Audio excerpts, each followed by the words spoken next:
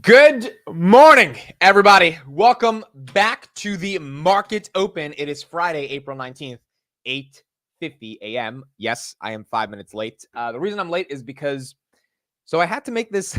I sound like a kid who didn't do his homework. I just have to explain. I had to make this like slideshow presentation for my mom on Canva because she has some presentation she has to do today. And she told me to do it last night. I didn't do it last night. And then she woke up and she was like, yo, where is it? And I was like, oh shit, I have to finish that. So yeah, that's why I'm late. I had to like finish that a little bit. I'm sorry. I literally felt like a kid who had to explain why I didn't do my homework. But we are here. We are back. Look, this was a very interesting and exciting 24 hours. For a variety of reasons. We're going to talk all about that. If you were awake last night and you didn't go to sleep like the responsible adult should have done by about 10 p.m., which is just go to bed.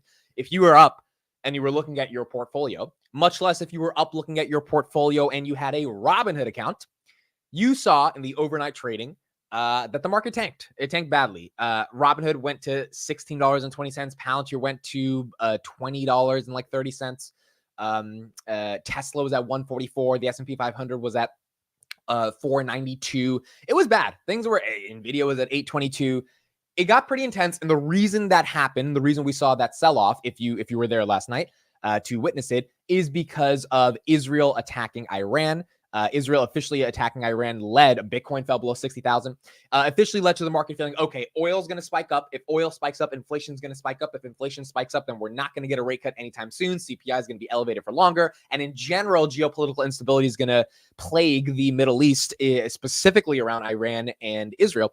And things are going to get pretty bad. And a couple of pictures just to show you guys how bad things got that I had on Twitter so you guys can see. Right here, we had Bitcoin, 59,932. Currently, Bitcoin is not at this level, and we'll talk about what happened since then. Tesla was at 144. There were about 541,000 shares traded overnight that allowed Tesla to be down, right? So there's a ton of sell-side pressure here, and then a bunch of other stocks were down as well. So it got pretty bad. Gold went up 1% last night. And, to move gold 1% is not easy, even though it kind of has been easy over the past 6 months. But this is an asset. I think people forget. Gold was $1,000 in an ounce of gold was $1,000 in 2010. It became 2,000 by 2020. So like it doubled over a decade, which isn't the best return, right? So gold going up 1% overnight is not easy, but that happened because of this attack. S&P right here, you guys can see 493. It was bad. It got to 492 at one point, and then futures obviously were incredibly red. Now, if I pull up the current state of the market, given what we have right now at 8:52 a.m. Eastern Standard Time, Bitcoin is above 59,000, 65.3. Robinhood is $17.04. Again, it was $16.20 last night. If we go to the Mag 7 in the pre-market, Nvidia is at 847. It's actually up. It was at 822 last night. Amazon's 178, Tesla 149, 148. So Tesla's still down in the pre-market, but it's not like 144, 145. Microsoft is up, Meta is up, Apple is slightly down, and then Google is at 156.99 as well. So what happened? What created this? Oh, and then Palantir as well, $20.98. So that's down, which, yeah, it sucks below 21. I wonder if, that dip's going to get eaten up. We'll see what happens as the market opens. But it was like 5 cents away from going below $20 last night, at least on Robinhood's platform. And that was, a couple 100,000 shares traded. So it was at least a good proxy to kind of see what would happen in the pre-market. What happened? Well, it seems like what happened, and I'll talk about the Robinhood stuff as well. There was some stuff that happened on Robinhood. I think I have some stuff to say about that. So we'll talk about it. What happened is, in general, for those that want the TLDR, is Iran basically felt the attack was not intense. And Israel was very calculated in this attack. They weren't trying to like kill a bunch of Iranian people, just like Iran technically wasn't trying to kill a bunch of Israeli people. They were trying to create a military attack. And so as a result of that, and from my understanding, I might not have seen some news stories today, but Israel has not fully taken responsibility for this, but we all know it was Israel. Iran last night said to Reuters, hey, we didn't get attacked. It wasn't Israel. It was just a little explosion. Don't worry. It wasn't Israel. It was just a little random internal thing. Obviously, Iran got attacked, but they're trying to play it off to their citizens. Hey, these Israelis, they didn't even fuck with us, dude. Nothing happened. Nothing happened. So like, why are you stressing out, right? It's not that big of a deal. So the Iranian people, to me, last night with that story to Reuters, basically told everyone, all right, it's done. Because if Iran told Reuters, oh my God, we've been attacked, they've disrespected us, this was much more severe, we did a military attack, they killed millions of civilians, blah, blah, blah, we're coming for their necks, then I think the market would just like, yeah, it would be a really bad day. But Iran said, hey, they didn't even attack us, which is AKA, hey, they attacked us, but they didn't really attack us, right? There was no attempt. They want to seem strong for their people.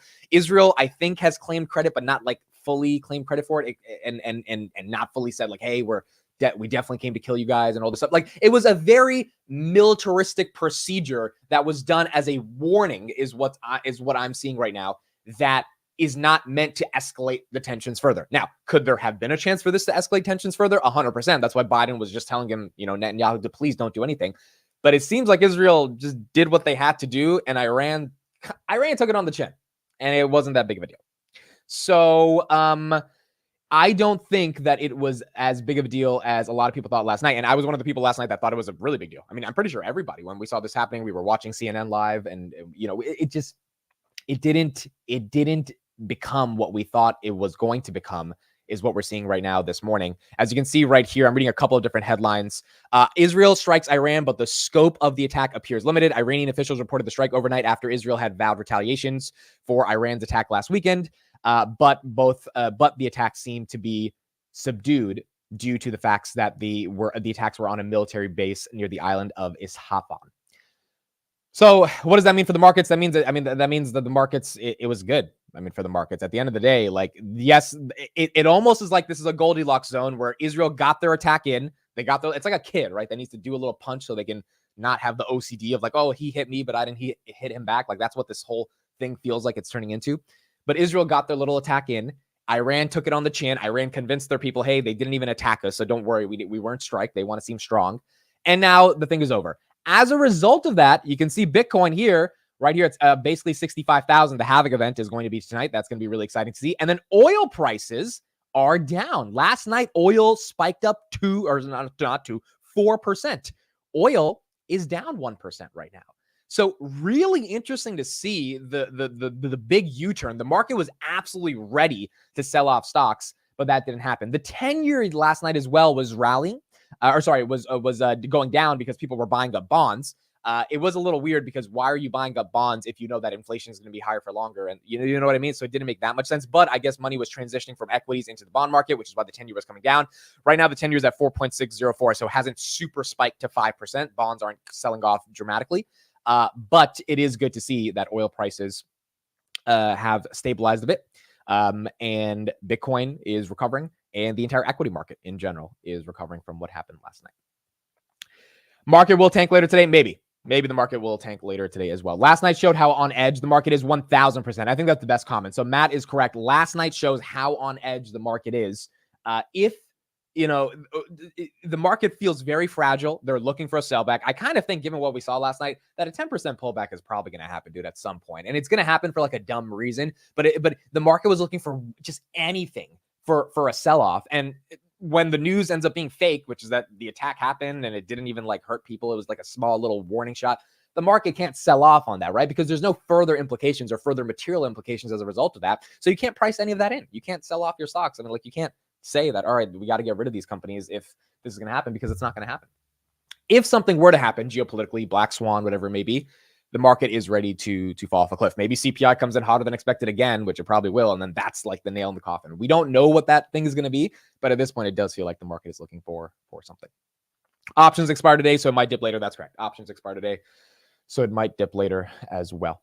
Okay, let's talk about the Robinhood thing. I don't want to spend a lot of time on this because I honestly think the people that were complaining about this, I'm starting to realize people don't think before they talk.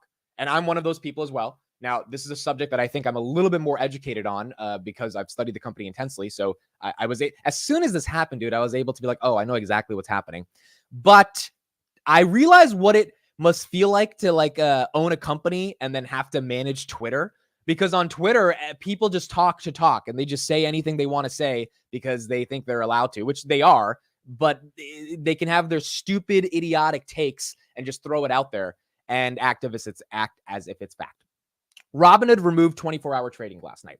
Now, you may be wondering, oh my God, this is GameStop. This is AMC. They took away the buy button, blah, blah, blah, blah, blah.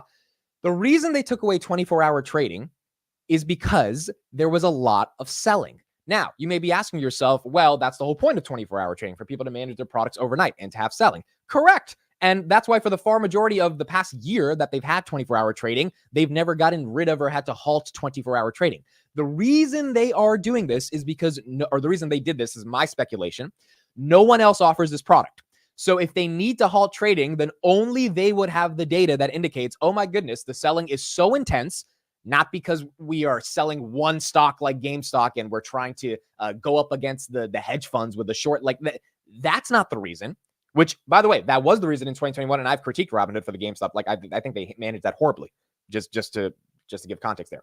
The reason the selling is so intense is because everyone thinks this is a black swan event. Well, what does the SEC do when there is a black swan event? They halt trading. If you remember in March 2020, not every day, but like multiple days for 30-minute increments, the market was halted. Like you literally could not get out of your position because the market has to normalize and stabilize the sell-off, which is why a normal market halt happens. We saw this on DJT. We saw this on Reddit. We see this with individual equities during a black swan event. That means the swan is black. Things are hitting the fan. The entire market gets halted. And I'm sure anyone who lived through the pandemic saw that happen. Basically, Robinhood did the same thing last night. And if this was 24-hour product that was on Fidelity, Schwab, etc., they also probably would have done the same thing because you cannot have that much sell side pressure. That's not what a normal sort of market can handle. And so as a result of that, you halted for a bit of time. So in my opinion, it's really simple. No other brokers allow this. If they're getting stress tested on the system, they have to act. If there is intense selling, it's basically like halting a stock. And if the selling is too intense because it's a black swan event, then they have every right to suspend the 24-hour product, just like any brokerage would have the right to suspend their 24-hour product as well. Another two pieces on this that I thought were really important. The people last night that were complaining about this are complaining as if they had another broker they can go to in order to sell their stocks. So people are like, oh my God, Robinhood took away my sell button. It's like, dude, your sell button wouldn't have existed on Fidelity. It wouldn't have existed on Schwab. It wouldn't have existed on Public. Like if you had, if Schwab and Fidelity offered 24-hour trading and they had the infrastructure to do that, which they're probably never going to do, but let's say they did, and they were like, hey, you can sell your Tesla here, but all of your Tesla is stuck on Robinhood, I would be like, yeah, that's fucked up. Because if Jake from down the street can sell his Tesla on Schwab overnight at 1 a.m., but you can't because it's on Robinhood, there is a dichotomy there. The reason he can't sell it on Fidelity and Schwab and you can't sell it on Robinhood is because the reason he can't sell it is because it's not offered as a product. And the reason you can't sell it right now is because their systems are being so overstressed that they're not allowing you the ability to do that, but you can't do it anywhere else. So everyone's screwed, whereas in the GameStop scenario, people thought only Robinhood users were screwed, which even that is inaccurate, but I'll agree that the perception of that was really bad. But in general, that means that Robinhood was basically acting as the SEC yesterday that was halting their stock trading. And so that's pretty much it. This is Jason, one of my friends. He responded right here. I'm with you a bit. It's honestly crazy to see how many people are upset about this. He has about 4,000 shares of Robinhood. There's probably a technical reason that's necessitated in pausing the feature. It's software. It's not going to be perfect all the time, especially for an innovative offering like this. Jason also worked at Salesforce for 5 years, so he knows a lot about software technicalities and things when things hit the fan. One more thing I wanted to show you guys on this that I thought was really important as well. This was a notification from the Robinhood, and then we'll move on to some more macro Tesla stuff from Robinhood's provider. So Robinhood has a third-party vendor and provider that actually gets the job done for this. So it's called Blue Ocean. Blue Ocean shut down last night. So Blue Ocean Exchange is the overnight trading vendor that allows the liquidity to be able to do overnight trades. It's a bit complicated how it gets done, but Blue Ocean is one of the companies that allows this. If Blue Ocean has to shut down, which is Robinhood's core vendor, then obviously Robinhood has to shut down as well. So it's not even like, it's almost not even their decision if other companies have to shut down that allows this to happen. So that's pretty much it. Eero was right, said it wasn't a big deal, but it was another red flag from Robinhood. Again, I don't even see that argument. And I know everyone, the amount of hate I got last night of like, oh, you're biased. You're just like, you're a cuck. You don't understand I'm like, are you reading like my post? I think people love to have an assumption before they just read what was happening. I don't think it's a red flag at all. I think this is a company that had too much pressure on their systems and they had to stop offering the one product that they offer that no one else offers. Just like if regular trading hours were opened, if the entire market fell, the S&P fell 1% in 5 minutes, dude. Does that sound normal? No. And when that happens, it's called a circuit breaker. There is a certain percentage threshold and a benchmark that when it's triggered to the downside, not to the upside, it doesn't matter too much, but to the upside, it can get halted. But to the downside, that's when the SEC does a halt. So to me, I don't see this as a red flag at all, quite frankly. And I'm saying this as someone I know this is going to make me look biased because of, how bullish I am on Robinhood, but I genuinely do not see this as a red flag. I see this as a company that had to shut down some of their services. There was the Netflix live event. You guys remember 2 years ago, Netflix had their first live, I think it was the Love is Blind season finale. The reason I know about this is not because I was watching it live, it's because my sister wanted to watch this live, and they wanted to do it as a live premiere. The thing shut down for an hour because there were too many people trying to watch Netflix and watch this Love is Blind finale. Now, those people could have went on Twitter and said, oh my God, like Netflix is horrible. They took away the finale. I'm going to go to HBO Max. No, you're not, because it's not on HBO Max. It's on Netflix. So it's like this whole idea to me that it was so everyone's so upset about it. I understand the perception, and given Robinhood's history in the past, yeah, it's a crappy perception to have. But this is one of those things where if I was Vlad, I would just be like, y'all got to chill the fuck out and realize like this was not our fault. So that's my perspective on this. Arnie says right here, this is risk management, 100% normal. You got called a cuck. Dude, the amount of shit I got called last night in my Twitter mentions. By the way, let me just say, okay, I don't think I've said this, but I do not block people on Twitter ever. I think I blocked one person in the matter of like 3 years, dude. And so if I block you, I mean, it has to get so bad because my skin is so thick that if you went to a club, you would ask for its number. Okay. I have a pretty fucking thick skin, and I didn't block anybody last night either, but the amount of shit I had to deal with in my mentions for making a very logical argument around what's happening with Robinhood in an objective way, even though I know it doesn't feel objective because as soon as you go to my Twitter, the first thing you see is a Vlad interview, but it was pretty damn objective to me, given how I analyzed the circumstances. And if it was wrong, if something was wrong on their part, I would have said something is wrong on their part. The GameStop scenario was horrible in 2021. Vlad sounded not smart when he kept saying it's a liquidity issue, but it's not like it was a horrible communication PR nightmare. And they deserve to lose trust over that. This is not that. Not in any sense of the imagination. People trying to frame it like that just goes to show me how many people want Robinhood to fail. And how many like people are just like sad about their own life, so they're ready to take down a company because it's like, no, dude, that's not how it is. But my point is, I don't block people at all on Twitter. Like I just don't do it. I don't believe in it. I just like ignore people. So I had to do a little bit of ignoring last night because there was some people that were upset, and I'm like, you can be upset, dude, but this argument doesn't make sense. Tank Stats says the hair offers more protection than your skin. Exactly. Many other brokers offer 24-hour trading. Stop pretending to be objective. Okay, Matthew. So the broker you're probably talking about is IBKR. I would like you to look up the trading volumes on IBKR. See, it's comments like these that it just shows people, I'm sorry, but you're just not doing the research. Robinhood individual stocks have millions of shares traded overnight in 24-hour markets.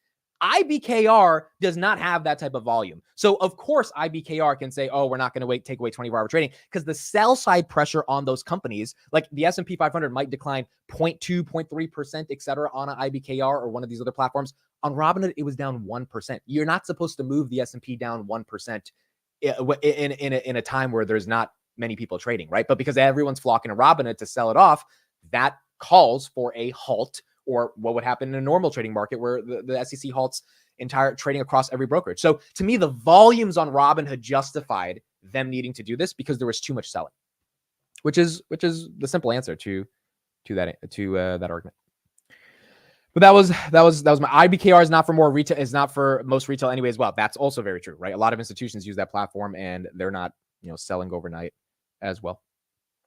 But anyway, dude, and I don't even want to come off as someone that's like super like angry about this or anything. I just like, I think I made a pretty reasonable argument last night, and people just didn't want to read it. The far majority of people did understand, though. I will say, like, here's a good comment by Throwable, who's a big SoFi guy. He said, yeah, I hear you. Hard to be upset with a company taking away something that only they can offer, and valid points. Exchanges have circuit breakers in place. If certain benchmarks like the S&P draw down a certain percent real quick, it halts trading. This is similar. Robinhood is much smaller as well. So, I mean, if you were objective last night, then I think you realize this was not a big deal. It was funny. There were some Robinhood bulls, like people who have been in the stock for a while, saying, oh my God, this is like GameStop all over again. And I'm just like, are you fucking dumb? Like, what are you talking about? Like, if you've been in this company for 2 years and you went through the GameStop scenario, you know how detrimental, and like GameStop, Vlad was on every single TV show in America pleading for forgiveness and not doing a good job, by the way. He wasn't even explaining the situation that happened. This is like, this is not even close to that. So it is what it is, but that's what happened last night. And that is what happened overnight with Robinhood, Iran and Israel, and some of the selling. So as a result of that, we had a little bit of a sell. Now, having said that, markets are recovering pretty well, and markets are recovering pretty well because they felt that the attacks weren't as intense as they were. Netflix, I think let's transition to them, and then we'll talk more about Tesla. Netflix is down 7%. Now, why is Netflix down 7% right now? Now, this is something that Robinhood didn't cause for Netflix, and quite frankly, I don't think any brokerage could cause for Netflix. This is something that is self-induced on Netflix. I kind of think this dip eventually will get eaten up. I don't think this becomes like a 10, 15, 20% decline on Netflix, but it is a little bit it's not the best in the context of Netflix because of this core stat that they decided to stop sharing yesterday. So they beat on subscribers by 5 million. They beat on revenue. They beat on EPS. All their numbers were good, but they said starting in Q1 2025, we will stop reporting quarterly membership numbers. And that's not something that the market liked. I looked at a lot of articles today to see if that's just like, if it's just me that feels like that, or if it's like, the broader market. And almost every article I read in the morning said the reason Netflix is down is because of this sentence. So pretty much everyone agrees that Netflix would be up right now, probably 5 or 6% if they didn't do this. Now, what is the reason for why they're doing this? It's pretty simple to understand, but the simplicity of it also makes it weird for why they're doing it. The argument here is simply that they are focused on engagement because engagement is more of a North Star. And because subscribers are not equal anymore, right? Before they used to get a subscriber, they would pay an amount so you could judge the business model. Now, because they're getting subscribers from India and Indonesia that are paying $2 a month, the ARPU on those subscribers is not substantial. So the idea that they would double subscribers and that would correlate on a 1-to-1 ratio of doubling revenue, that's not real anymore, right? That's not happening, which is fine. I think that makes sense. I still don't think that's a reason to get rid of the metric, because the metric does provide clarity into the business. The metric is not as important anymore. Here's Greg Peters, the co-CEO of Netflix, talking about this metric, and then we can see what you guys feel about it. Each incremental member has a different business impact. And all of that means that historical simple math that we all did, number of members times the monthly price, is increasingly less accurate in capturing the state of the business. So this change is really motivated by wanting to focus on what we see are the key metrics that we think matter most to the business. Jonas right now is just... Which is fair, dude. I mean, look, I'll say it's fair. I just think the reason the stock is down, right, and I don't have a position in Netflix, so being objective to analyze why the stock is down, is you cannot say there's a massive growth opportunity in memberships for Netflix across the world, but then say that these subscriber counts don't matter in terms of trying to convince people. Because what it seems like is you're topped out on subscriber growth, which I don't think is the case. I think you're just expanding internationally. So the ARPU on the subscriber growth is going to be significantly lower than it was for the past couple of years because you're expanding outside of America. But if that's the case, then just announce the subscriber numbers, right? Like I think they could have said yesterday, hey, we're going to announce membership numbers, but we are going to not care about our membership numbers. We're not going to give it the level of importance we've given it because blah, blah, blah, blah, blah. To hide the membership numbers, to me, it's so insignificant of doing that because people are going to figure out the membership numbers anyway when Wall Street's trying to analyze your stock, that it serves as a pseudo red flag. Is it a red flag? No, but the perception of it feels like a red flag because Wall Street wants as much clarity as they can into a company. And when you hide those numbers, it's bad. Apple doesn't have to show their exact numbers because they're a multi-trillion-dollar company. Facebook is still showing the numbers, but they probably don't have to for the DAUs because they have every single person on planet Earth that has made a Facebook account at this point. So it's not as important. Netflix theoretically should not be tapped out for growth because I know they're big, but they have so much growth left. At least that's what the company tells us. So the membership numbers and hiding that I don't think should happen, but it seems like that's how they want to frame the business. And as a result of that, the street is upset. And that's why we've got Netflix down about 6% right now in the pre-market. SMCI is down 6%. Okay, so remember I told you guys last night on the market close. I don't know if everyone was here, but on the market close at the very end, I said, I think there's some news that's about to happen with SMCI that might do a swing to the upside or the downside. Why am I saying this? Is because I saw an account tweet about it. So It's not like I have some good sources or anything. I saw some account tweet, "Oh, watch SMCI, something might happen." And I was like, "Hey guys, watch SMCI, something might happen." Nothing. So it's down 6%. I have no idea what's happened, but it is ironic that there was a Twitter account that said keep an eye on SMCI because something might be announced, and now it's down 7%. So I'm gonna Google, or I'm gonna go on Twitter and search what's happening with SMCI. Maybe we have some clarity. If anyone knows in the chat, let me know. If Jonathan says, "OMG, I sold SMCI at 9:30 10 minutes ago." That's a good ass trade, dude. That's a good ass trade. This is so weird. They announced their third quarter fiscal 2024 earnings on April 30th, and they're down 5% in the pre-market. That's the only announcement I'm seeing right now. Unless there's something else going on, unless somebody knows something else about SMCI. But that's the only announcement I have. I feel like there's something else, dude, and I don't know what else is going on, but I feel like there's something rumbling in SMCI. It should not be down 6% in the pre-market, right? That's weird. That's very weird. So what else do we have outside of SMCI? Then we also have NVIDIA. Is NVIDIA down? NVIDIA was up. Oh, NVIDIA's down 1%. Wait, what just happened? Did everybody fall just now? Did everybody? Robinhood just took a little small hit. S&P's flat. Intel. It's like all the semis, I feel like, just fell. Yeah, why did it? No one reported earnings today. AMD is down. NVIDIA. Why is NVIDIA down 1.1? It was at 847. Remember when we started at 850? It was at 847. Why is it down 1%?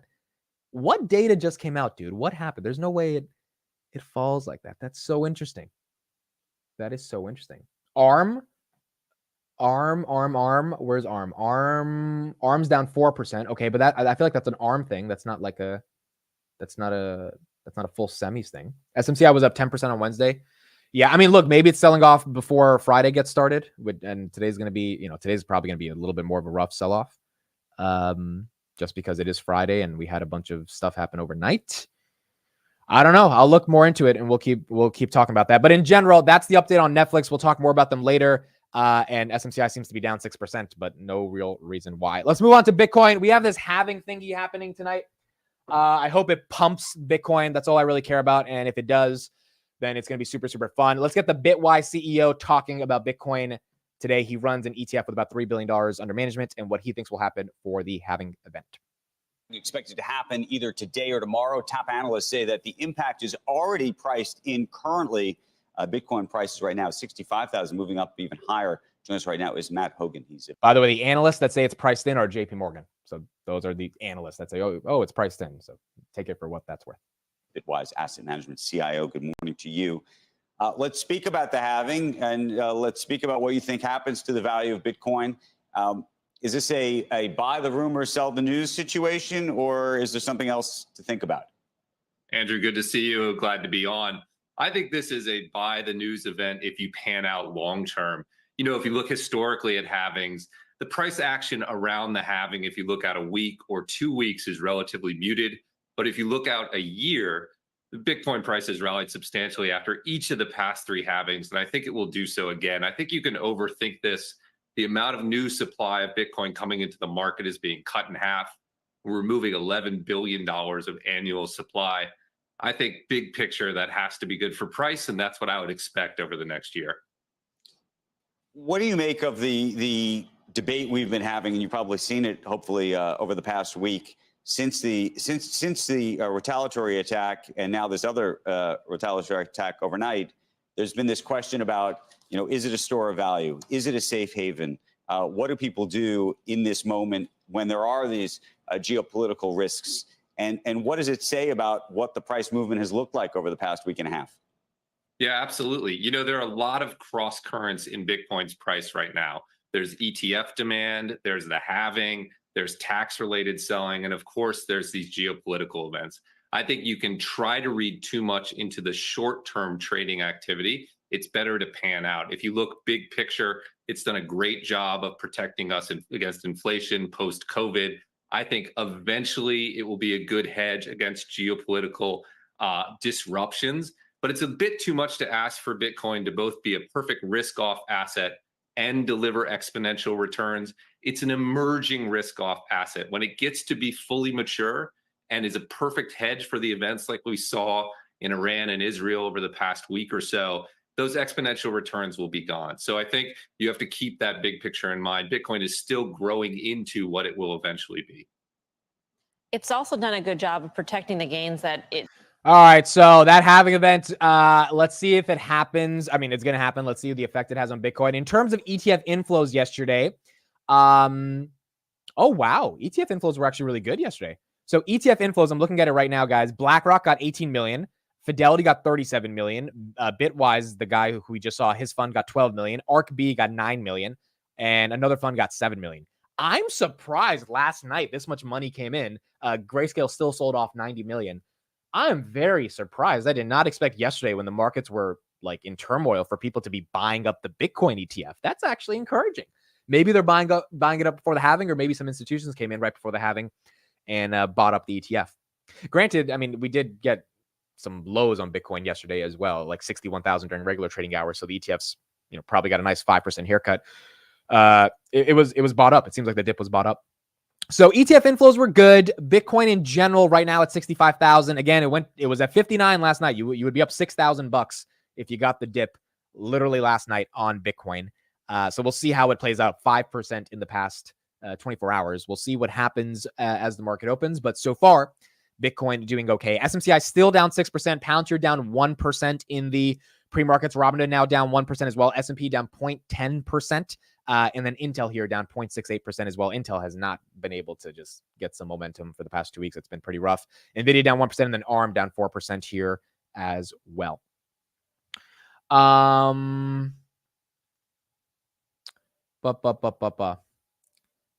Okay, cool. So let's talk about Amit, did you go through the super chat? Oh no, I'm sorry. I didn't go through the super chat. Sorry. Siraj, $10. Thank you for the super chat. Random question. And just to tip Amit, planning a dinner in New York for an important enterprise client. What's a good time to meet for the dinner? Any restaurant recommendations near 3 World Trade Center? Dude, there is a good steakhouse that I went and I had a meeting at in July last year. It's not near World Trade though. Is it? No, it's not. No, it is near World Trade. Siraj, if you DM me on Twitter, I'm forgetting the name of it, but I can look it up easily. A good time to meet for dinner, I think, is usually around 6:30 to 7, right? I'm not an expert at this stuff, but I think 6:30 to 7 is a normal time, and you always want to be there 30 minutes earlier if you're taking them out. So yeah, I hope the dinner goes well. A steakhouse usually never go wrong as long as they're not a vegetarian, and then you got to spend a good $250, get a nice bottle of wine, and hopefully get that client. Someone says just get Cheesecake Factory. No, do not take them to Cheesecake Factory. Okay, do not do that. You take your side chick to Cheesecake Factory. You don't take an enterprise client that might be worth many thousands of dollars to Cheesecake Factory. Okay, that's not what we're gonna do. Okay, we're gonna have some class. If we're gonna be on this channel, we're gonna have some class. Okay, we're gonna have some dignity. We're gonna have some elitism towards us. We're not gonna take clients to the Cheesecake Factory. We're just not. The thing about the Cheesecake Factory, and I love the Cheesecake Factory. I've been there like at least 100, 200 times, for the past 10 years. It's become, by the way, what's their stock?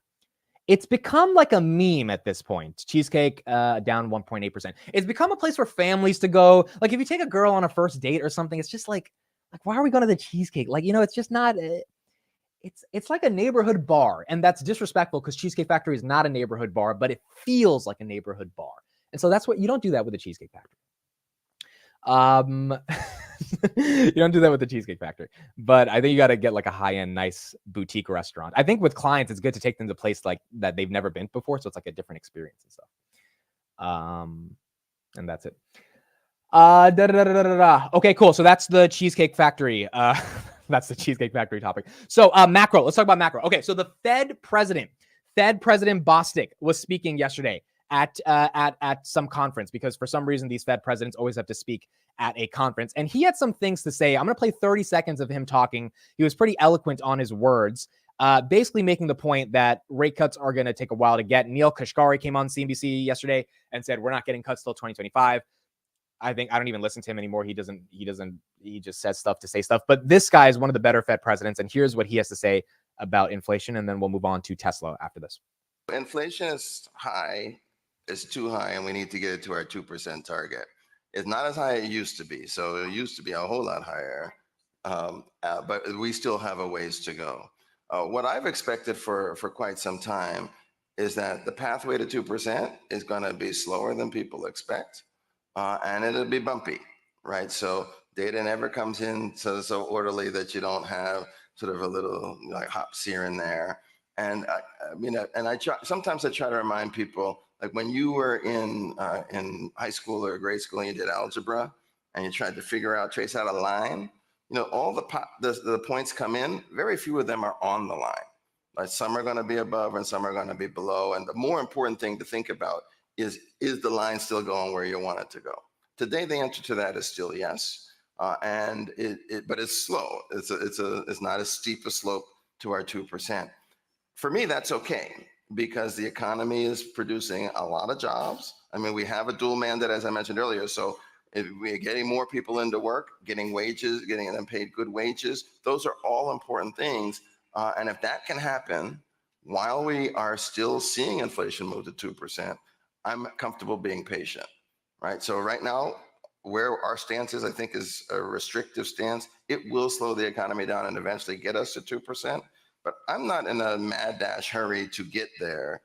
So it's fair. I think his argument is fair. He's like, look, we need to still be restrictive. Labor is too well. We got unemployment yesterday. We had less jobs or less people file for unemployment. That means more people have jobs, 212,000 versus 215,000. That's good because it means people are working. That's bad because that means inflation potentially will be sticky. And so as a result, I think he was very eloquent there, just saying, hey, it's going to take some time. We're going to have to see the data. He said it in a way for some reason that felt a bit more comforting around how the Fed is tackling this versus Kashkari, who's looking for clicks because I think he's trying to build like a political career and one day sell a book or something. But in general, I think it's the same thing Jerome Powell's been saying, which is that we got to just wait until we see some of the data. Rafi says I'd have a beer with him. Same. I'd have a beer with him. I would take him to a nice place to have some dinner versus Cheesecake Factory. That's he's the type of guy where you would just, chill out with versus get mad at because he's saying something you don't want to hear. Here's Dan Ives last night talking a little bit about Tesla. He had some certain words to say about Elon Musk and what's going on with the robotaxi. In terms of the timing of production of the Model 2, and if it doesn't happen according to plan, more specifically, what does that then downside risk look like? I mean, if they don't do Model 2 and went straight to autonomy, that would be like being at a cliff in the Grand Canyon and looking down below. I mean, the point is, it's a scary proposition because when Tesla talks about two growth waves, the second wave is Model 2, refresh Model 3, Model Y, and obviously some other, models that they're going to introduce. But that's the issue right now in terms of Model 2. You cannot go straight autonomy. Obviously, some, have reported it. And this is really what I view when I say clock striking midnight. It comes down from us. Navigate the Category 5 storm, just like he has in 18, 2020, and other. Otherwise, this is not just trust me, because I think that's really the frustration now that essentially is, went from a Cinderella story magic carpet ride to what's been a bit of a horror show, especially the last 4 months. Well, analysts are, and we're hearing from sources that the future of Tesla does really rely on cracking that driverless autonomy that you did mention. How likely is that? Look, autonomy is going to be key, but we're not really going to see driverless, no steering wheels, 2030. And think about the regulatory 2030, dude. He doesn't think this is coming anytime soon. Involved here. So that sounds great on a PowerPoint and sci-fi in terms of what autonomy, and we do believe in the autonomous vision. But in the near term, it's about growth. What does free cash flow look like? How do you reverse the growth trend? How do you get to 3, 4, 5 million units? The only way you get there is with a sub 30K car, Model 2. For a product line that really hasn't had a refresh since Model Y. Cybertruck continues to be limited. That's not going to be mass market. And that's the issue here. This should almost be the equivalent of Apple being like, okay, iPhone 14, you're like iPhone 15, iPhone 16. Hey, just wait till the iPhone 24. Stay tuned. That probably wouldn't work out too. So, I mean, look, Dan Ives is not like this whole robo-taxi pivot. He's not a fan of this. He likes the vision long-term, but he literally called it sci-fi and a PowerPoint presentation to imagine that robo-taxis are the future of the company, which means if Elon, which I think Elon's going to bet the farm on robo-taxis next week, this is going to be really interesting for Tesla because investors, I don't think they're going to like this, at least the Wall Street guys. And we'll see how it plays out. All right, Friday, April 19th, 9:30 a.m. Thank you, everybody, for being with me here today, this morning. The stock market is now open.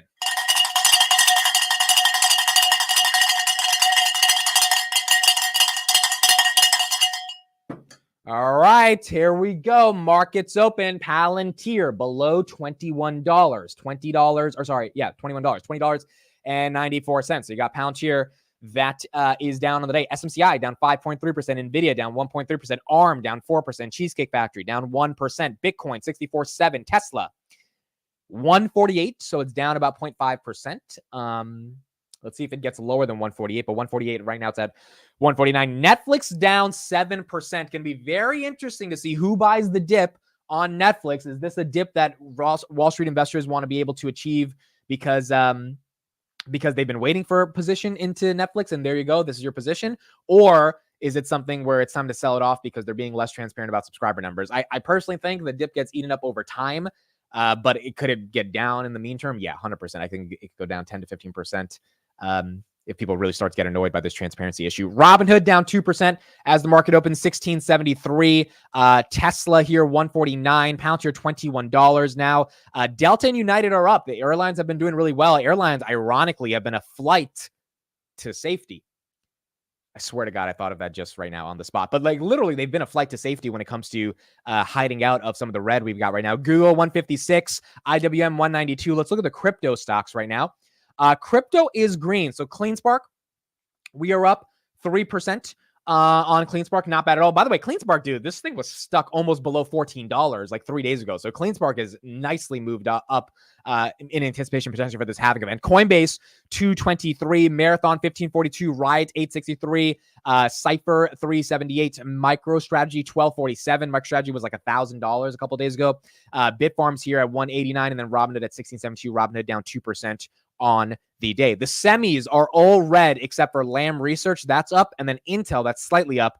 Everything else is down. AMD, 3% down. SMCI, 5% down. NVIDIA, 1% down. Taiwan Semi, 2% down. Now, Taiwan Semi, what's very interesting about Taiwan Semi is that they had a really good earnings. We talked about it on Chip Chat yesterday. They also noted that the automotive sector of their business, in terms of demand for automotive chips, is almost dissipated because there's too much inventory of chips. What that signals, and we talked about this yesterday, from the Tesla perspective, is that demand in general for EVs, because the majority of Taiwan's clients for these chips that they build in the automotive sector, it's not a big part of their business, but it is a part of their business, are electric vehicles. That goes to show in Europe, yesterday it was reported that Tesla registrations are down 30% month over month, the lowest in 16 months. And overall EV sales are down 11% in Europe for the month of March. So it kind of goes together with what Taiwan's been saying about the automotive sector. However, the Taiwanese dip seems to be a little bit more around valuation, less about the company. Micron is down 1.6% because they're intertwined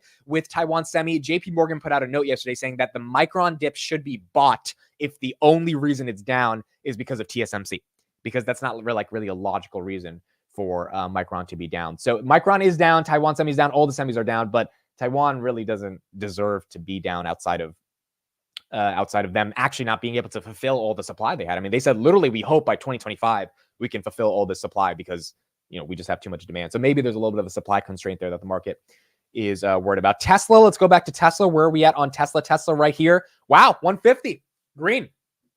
Tesla's green. Not bad. Tesla's green. Not the worst thing in the world at all. Tesla is green. Palantir 2109 as well. Palantir 2109. Palantir 2113. Palantir is green. Tesla's green. Where's the S&P? Is the S&P green? S&P 499.65.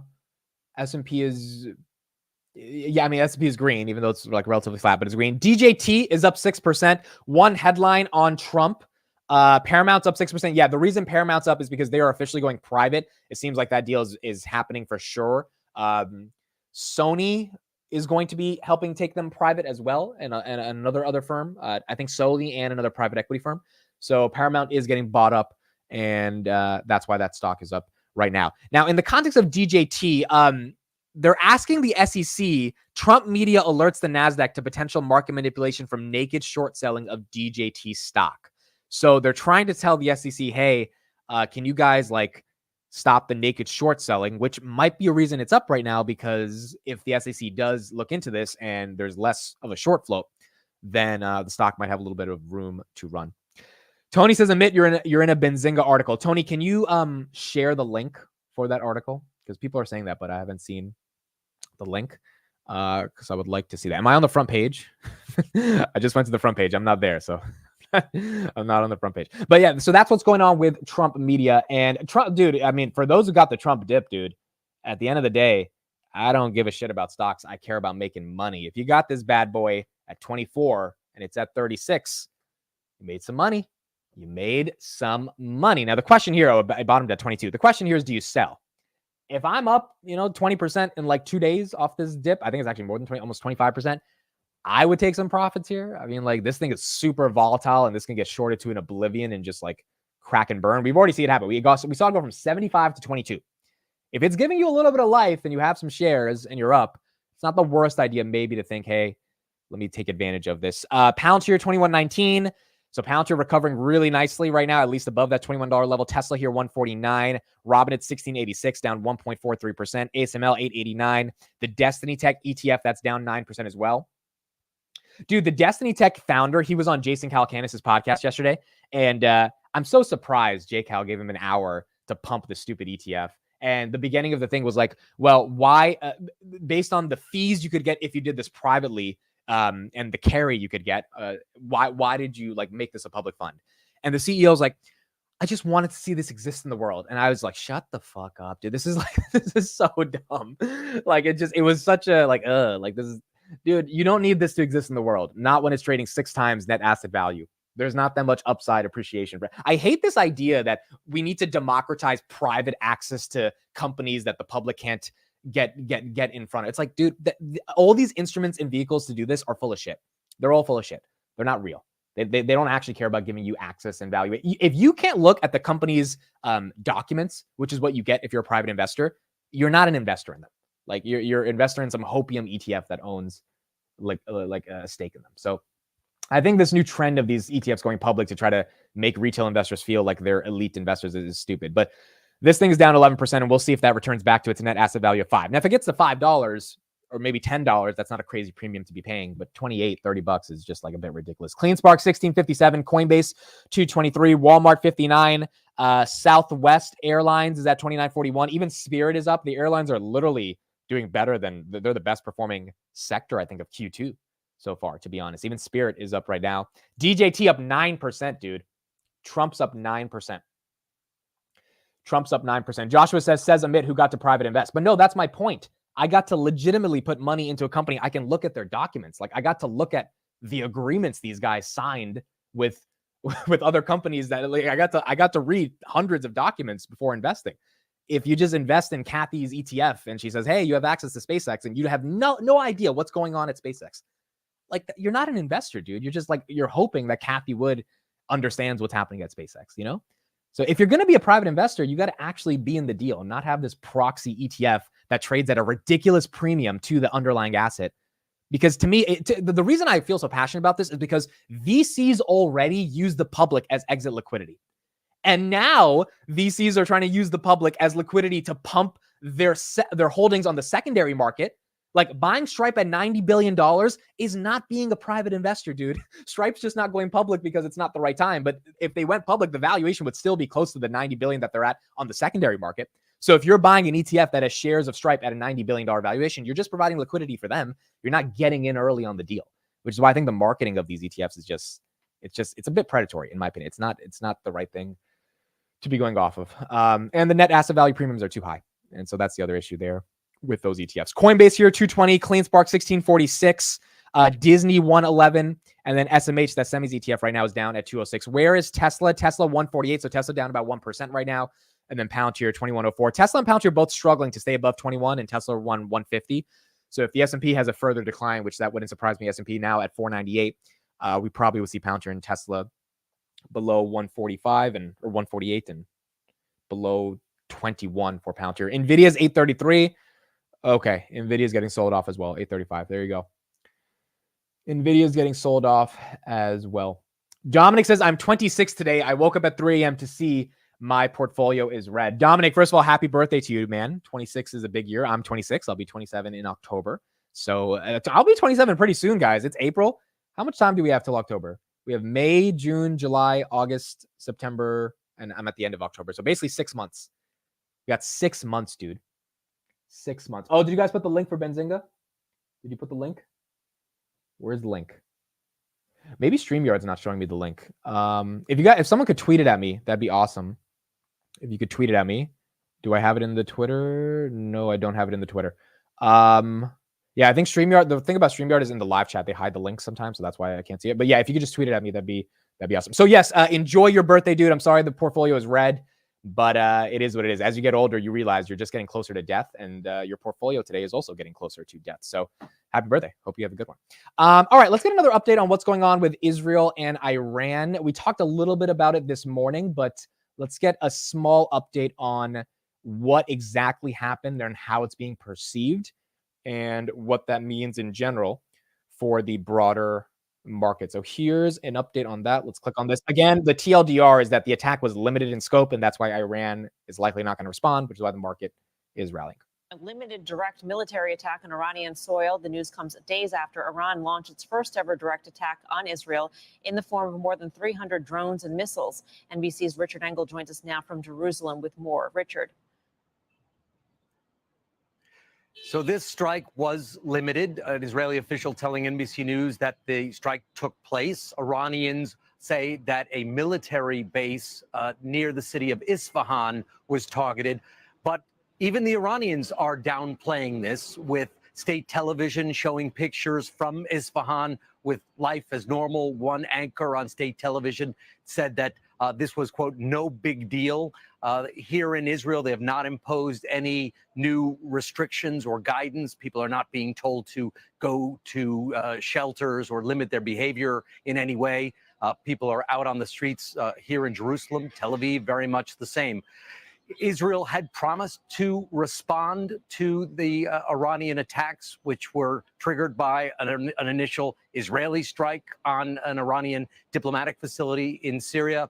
But it does seem now, after this limited strike, that both sides, judging the reaction that we're seeing, are trying to pull back from the brink and not have this spill into a regional war. So we did see a strike this morning, limited in scale, and so far the reaction has been quite muted. It's pretty wild, dude. Last night, if you guys were on Finance Junkies, we were about 400 people of us. We were just all upset, or like not upset. We were just sad because we were like, damn, dude, how long are these guys going to keep fighting? But it seems like Iran took it on the chin and they were like, all right, whatever. Like, we didn't even get hit. Israel did it in a very calculated way to make sure there wasn't a ton of damage. And now it's over. This is why I like covering the market, dude. It's a Palantir right here, 2122, S&P at almost 500. It's better than pop culture. It's better than music. It's better than sports. Like within milliseconds, narratives can change and billions of dollars can flow to the upside or the downside. I mean, you got to admit it's exciting. For as crazy as it is, it's pretty damn exciting. Everyone thought World War III, including myself, I'm not excluded, was ready to happen last night. And then it just was like, actually, no, we're good to go. Like oil's down, 10 years down. We're good to go. Oil right now, basically flat on the day. And the 10-year currently 4.606. That's down as well, which is nice to see. And that's what we got. Guys, I was being sarcastic about that joke that as you get older, you get closer to death. I'm a very optimistic person. It was a joke. It's just like, it's a fact. As you get older, you get closer to death, but that's not what you're supposed to think about. As you get older, you're supposed to think about the fact that you have time to be alive. So it's just, I tend to make fun of it because all of us eventually are going to die, right? And not to get super philosophical here, but I think it's one of those things that like sometimes we forget about. Like we're all going to be gone one day. And so as you get older, when it comes to your birthday, it's not something to be sad or morbid about, but it's something to remember. I feel like every birthday, like, oh, I have a limited amount of time left. And the birthday is a literal reminder you have a limited amount of time left. And so I should try to do what I need to do. And I'm trying to fucking get rich before I die. And this Iran-Israel thing is not really helping me. But when they go tit for tat and they just eventually call it off, that tends to help a little bit more. So hopefully that can continue to progress my journey of getting rich. SMCI 865 down 6.7%. I have no idea why they're down this much, dude. I'm not seeing any news on them needing to be down this much, but they are down. Bitcoin 65. Netflix, wow, 8% decline on Netflix. Goodness gracious. 8% down on that. Do you guys think they deserve it? Put in the chat. Do you think they deserve it? The only reason, guys, is because of the subscriber thing. I'm convinced their operating margins are up 54%. They beat on revenue. They beat on EPS. They had 5 million more subscribers than what the street was expecting. They're one of the only profitable streamers out there. Do you think they deserve to be down 8% on an earnings like that because they're hiding their numbers going further? I mean, I think they definitely, I think I would question myself if I was a shareholder if I can't get the transparency anymore. But that's if I have a crappy average. If I have a decent average, I don't think I would sell. You know, if I have like a $200 average, I don't think this is a reason I get rid of it, you know? Less transparency is bearish though. It is bearish. CLSK is running. Let's go to CLSK. Wow, 17s for CleanSpark. I think the market's trying to front run this Bitcoin halving. Seems like that's what the market's trying to do right now. Seems like that's the case. Robinhood as well, guys. 1711. Robinhood's back above 17. Palantir at 2130. Look at that. Look at that. Robinhood here, 1710. CleanSpark 1707. And then Palantir 2131. S&P is green. S&P is green. We're getting some buying. We are getting some buyers. Let's see if it holds up, but we're getting some buyers. SoFi above 720. Okay. SoFi above 720 as well, 724. SoFi has been a champ, by the way. You would think SoFi would fall like below $7 over the past couple of days, but it's been a really good champ. I think it's getting primed to break out on earnings. As long as the company will do well, I believe, as long as Noto really sets the tone, I think SoFi is looking nice in terms of their price action as well. Dylan says, I think Netflix was for the live sports that they dropped like 2 days after there was earnings. It seems like a lot of upside was priced in for the last 2 months. I agree. They're also hesitant to like license the MLB or NBA or NFL. They're getting into like more of the entertainment stuff like the WWE. I think they have a $5 billion deal with the WWE. So that's another reason maybe the street's like, hey, if you're not getting like the premier sports rights, you know, maybe you guys need to look into that before we get super excited to give you guys a bigger premium. Netflix was up 30% year to date and it had a PE of 51. Currently, the PE of Netflix is 46. So the PE went from 51 to 46 based on this drop today. The PE of 46 is still a lot. I'm not gonna lie. For a company that's growing 15% year over year, that's still kind of a lot. But in general, I think they're the only profitable streamer in town. And my bear case on Netflix was always YouTube. I think I was wrong about that bear case. YouTube is a monster, but I don't think it's like necessarily taking away from Netflix because YouTube's just a whole different ecosystem and platform. It is bullish for Google though. But you know, Bill Ackman dumped Netflix for Google for that one of those reasons. One of the reasons was he felt YouTube was much more of a sustainable content model because people make content for free versus people having to pay for content like Netflix. Now, granted, if he just held his Netflix and doubled down to 160, he'd be up for it. If Bill Ackman bought at 330 when it fell from 700 to 330, if he doubled down at 160, which is when he sold and he took a $400 million loss, he would be up 100% because his average would be 250. And right now the stock's at 560. On Google, I think he's only up like 30%. So if he had doubled down on the play, he would be up more. But there was a lot of fear back when Netflix was $160 in 2022. How can people buy Netflix at a higher PE than Tesla? Well, I'm not gonna lie, that's a good point. That's a good point, dude. Robinhood 1715, CleanSpark just below 17. Nvidia's down a little bit. SoFi 723, Nvidia 838, Palantir 2127, and then Tesla here 149. Tesla's PE is wow.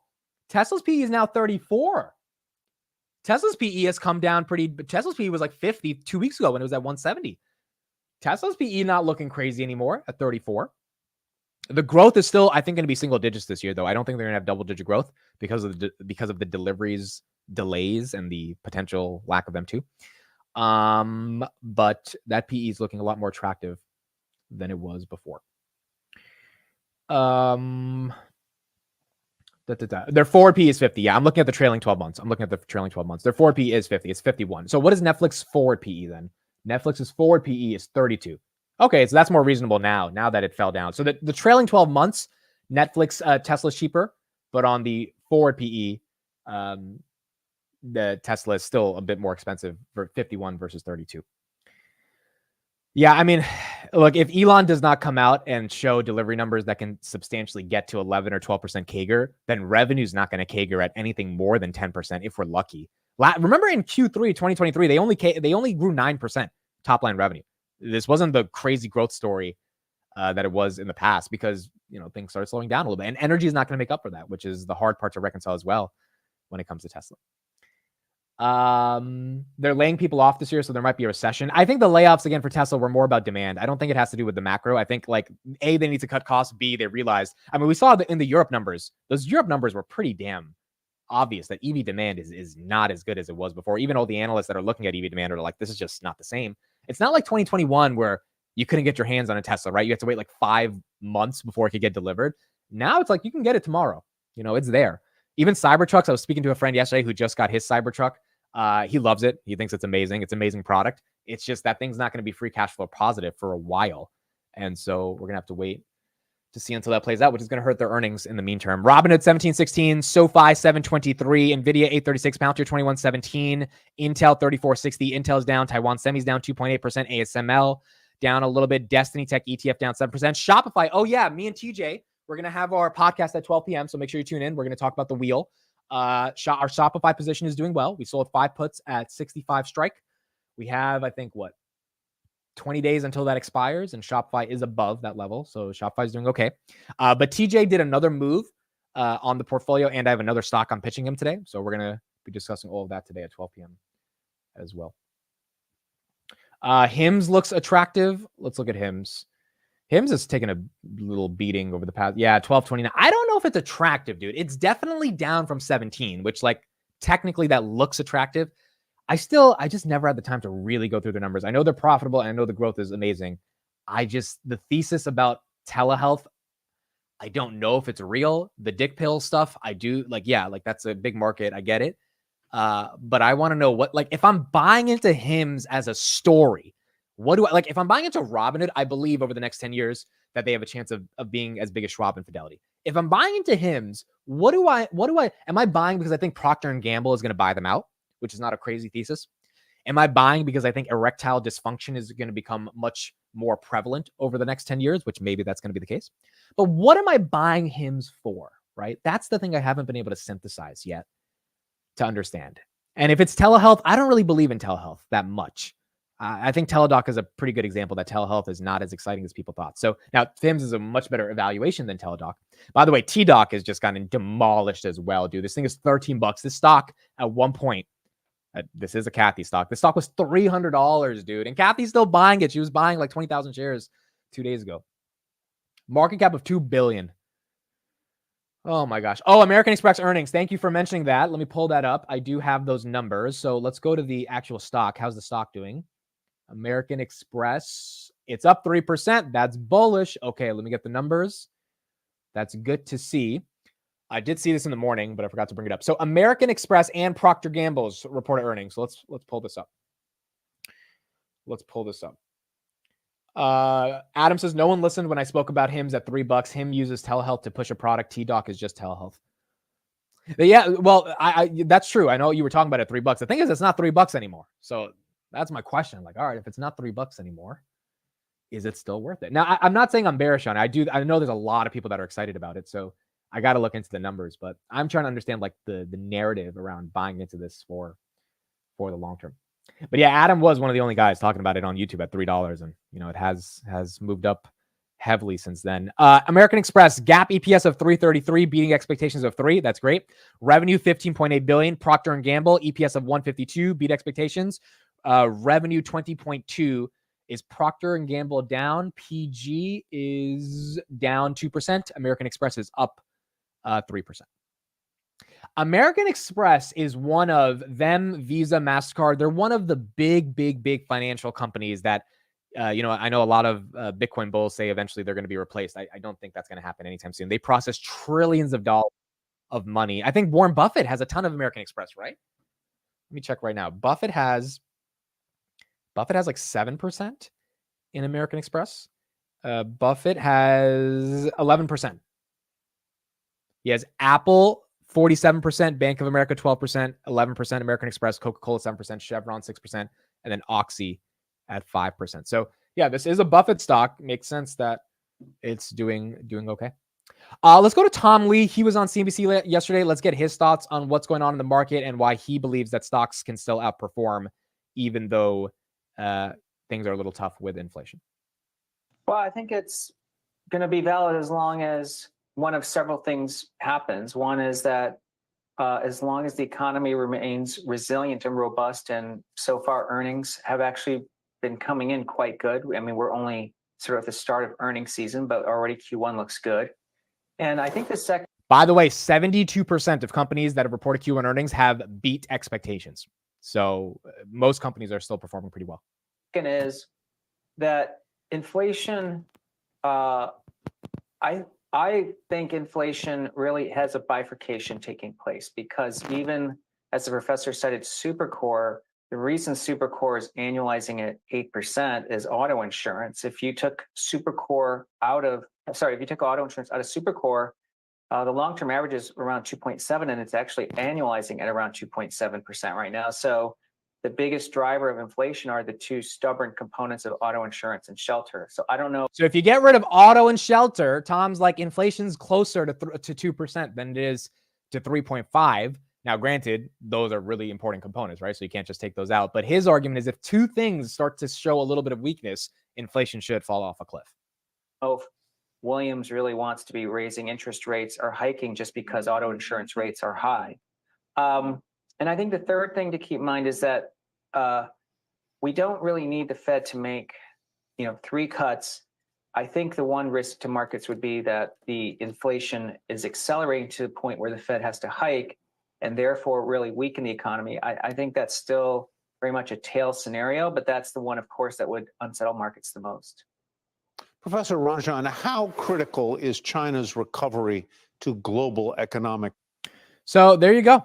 Tom Lee still thinks that we are going to get inflation to come down. Now, look, auto insurance, I agree. It's definitely going to get tougher. It's going to be tougher to get that down, along with shelter. And then obviously if these Middle East tensions don't ease up, which oil did ease up yesterday, though.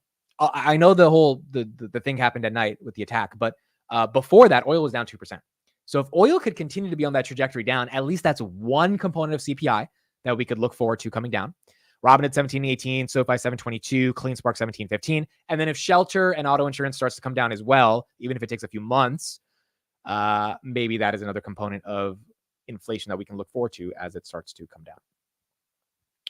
Thoughts on the CRM INFA buyout? Was that announced this morning? INFA? Informatica. The stock was at $13 in March 2023 or May. They're at 35. They're 1% today. Was an actual buyout announced today, this morning? I don't know this company at all, so I'd have to look into them. I know Salesforce. Salesforce is up a little bit today. Salesforce, if it was announced today, I would expect Salesforce to be down because usually a company that acquires goes down a little bit. But yeah, let me know what that company is, and then we can talk and see why that happened. Amit, do you think FSD will eventually reduce insurance premiums? This is the tricky part about understanding FSD. Oh, it's rumors. Okay, well, yeah, I don't know about the company. I'll look into it tonight, but I don't know about the company, so I haven't heard those rumors. Do you think FSD will eventually reduce insurance premiums? The whole thing that I've been confused about when it comes to FSD and insurance is like, if FSD is real, does Tesla assume all the liability? Tesla right here at 148. And I don't think anyone really knows an answer to this. Like if you get into a car accident, but you didn't do it, the FSD did it, the computer did it, who pays for that? Now, technically, I still think you need regular insurance, right? You still need your insurance. But if there's an accident, the liability part of that, I think that does have an impact on the premium you pay on that insurance. So I'm not sure. I don't know how this is going to play out. Where's Netflix? Oh, Netflix recovered a little bit. It was down 7%. Now it's down 5%. Okay. So a little bit of upside momentum on Netflix. It was at like 560. Now at 574. People are buying some of the dip, but still down on the day. So yeah, that's the thing about Tesla that I'm very confused about. And I don't know, maybe FSD eventually does reduce some of those premiums. Gary Black said they have to like Waymo. Yeah. I mean, they're going to have to take up liability. There's no way they don't. The question is FSD so good that it doesn't matter if they take up the liability?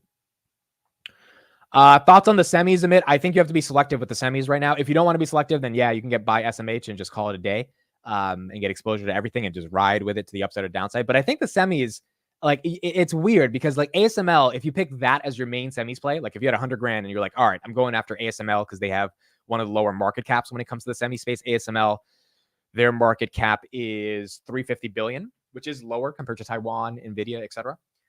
You would made a mistake, right? At least right before earnings, because their bookings were not good. And if you bet on Intel, because theoretically they seem the cheapest on a PE basis at 25, you also would have made a mistake because the thing's down 15% because of the actual business that's struggling to remain profitable. So I don't know. I think with the semis, you have to be selective. I think the only real good semis to sleep well at night and not like feel that you're in a sector where you're in a stock in a sector that could decline is AMD and Nvidia. And the decline on both of these, I don't think make them super juicy attractive at all. Quite frankly, like both of them still a little pricey, but the street will buy these things up because if the street thinks they're going to pump to $1,000 or $200, then the street will probably buy this dip if they get excited for it. But it's not like AMD is not a screaming buy to me if you're a retail investor. It's not like it doesn't like at a PE of 42, and we already know their Q1 guidance sucked. We're going to get their Q1 earnings in 2 weeks. It's not like, oh my God, I need to get some AMD, you know? Also, what's the risk reward? I always think about this in risk reward when stocks have run up so much and they've come down, right? Like if AMD went to 225, it's at 152. What are you buying it for? Do you think it can run up to 225 again? Because if it can't, then are you buying it to a pop to 170, right? Or are you DCAing in it for the long term? Because then that's a whole different perspective. But they don't look amazingly attractive right now, especially with inflation still being sticky. Being a monopoly doesn't make it a good investment. I agree. If you're a monopoly, you have to. The thing about being a monopoly, it's like Uber as well, which I think is basically a monopoly. Lyft is there, but like, you know, no one really cares that much about Lyft. I think about like you got to get in early if you're going to get into them as a monopoly. Because if you buy the monopoly at the top, you're still going to do well, probably Google, Amazon, etc. But it's not like it's the level of return that you would get if you buy the monopoly when no one either thinks they're a monopoly or no one likes them. You know, because of whatever reason that's going on with the company.